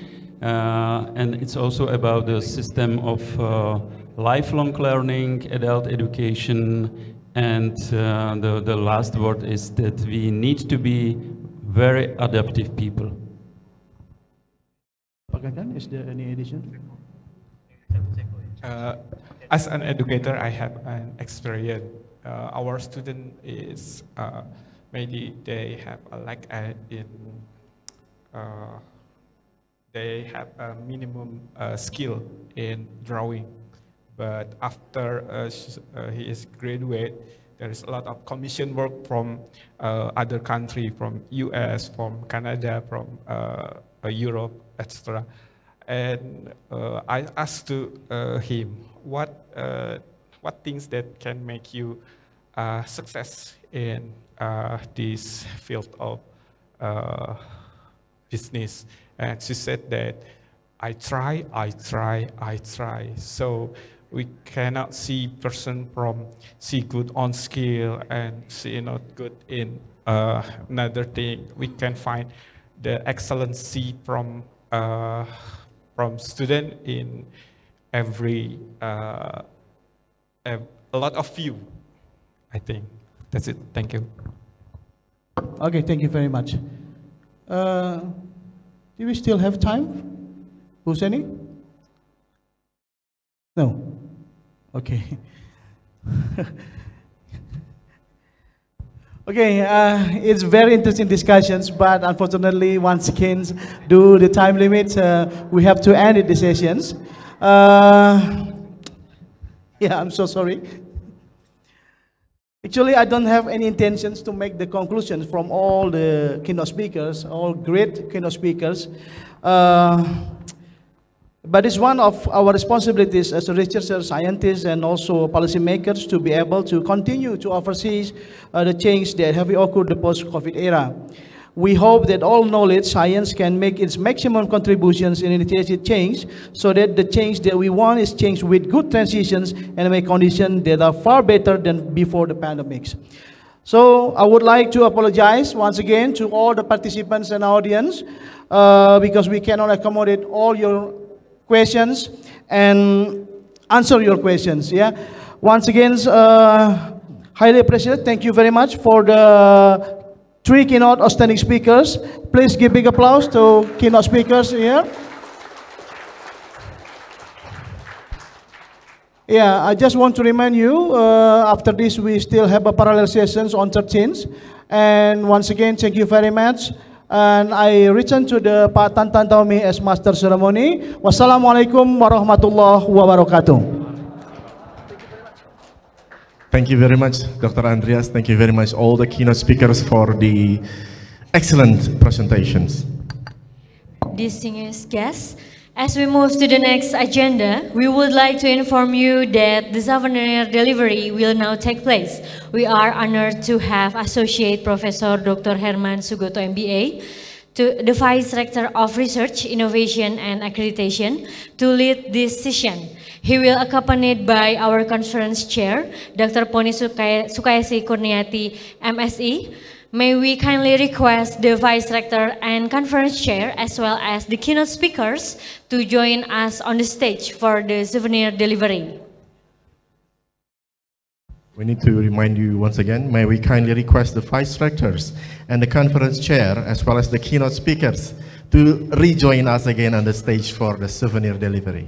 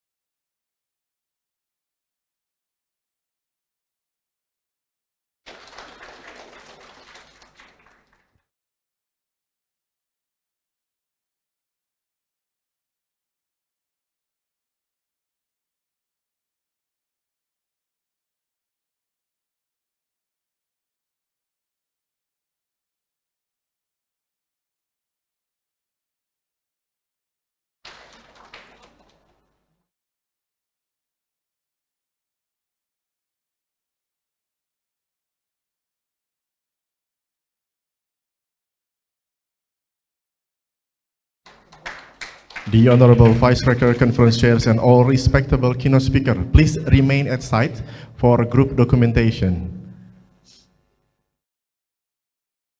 Yes, for group documentation.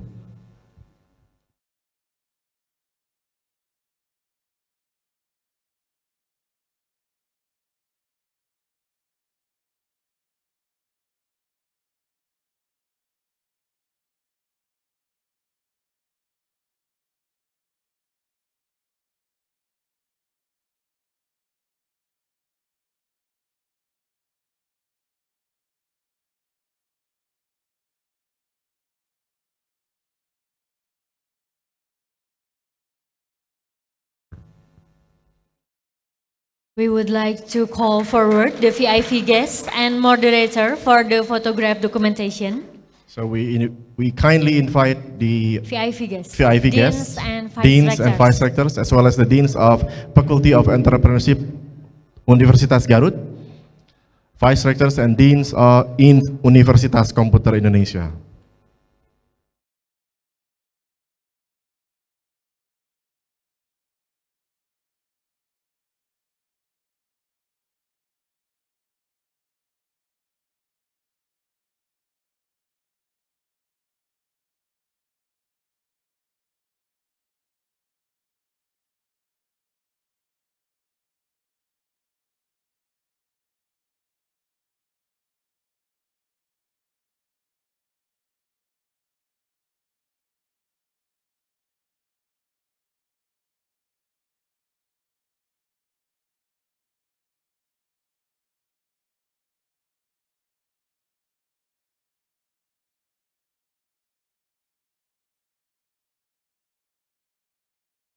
And for the last documentation, we would like to humbly ask vice rectors, keynote speakers, and VIP guests to the floor together with all the participants. So the photo will be taken from here, and all the keynote speakers, the vice rectors and deans on the VIP guests is on the floor.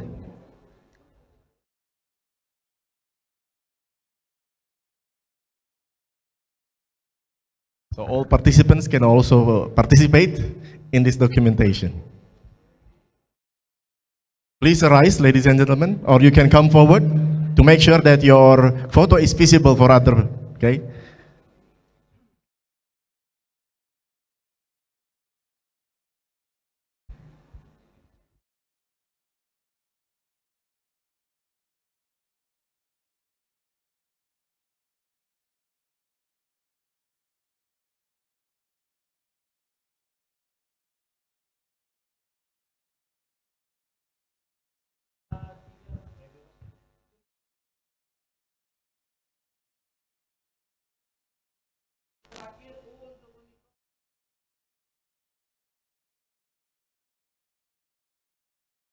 Thank you. Ladies and gentlemen, please be seated.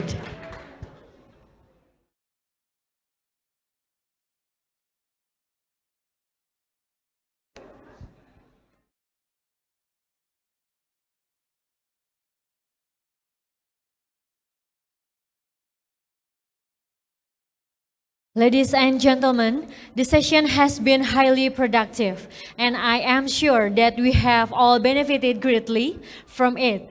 Nevertheless, as we have limited time for the upcoming agenda, we will need to draw the session to a close.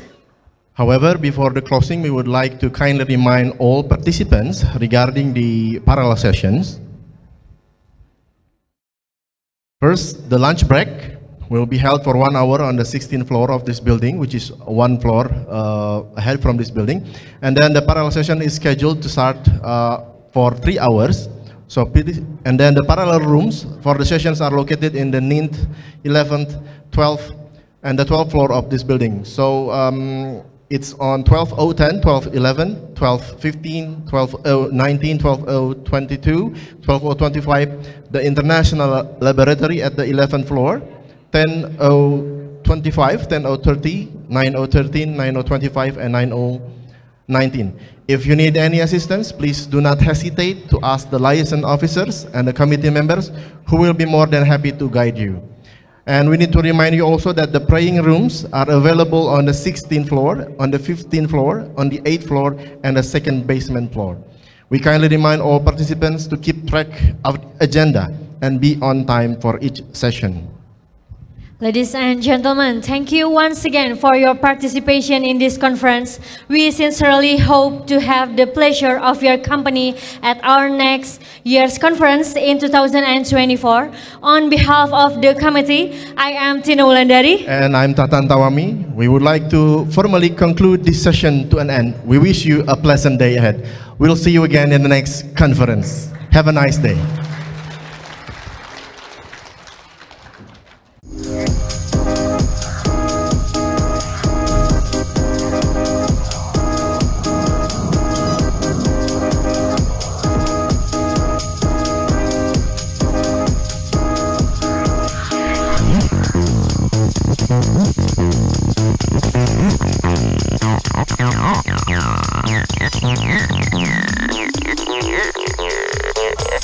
Yeah.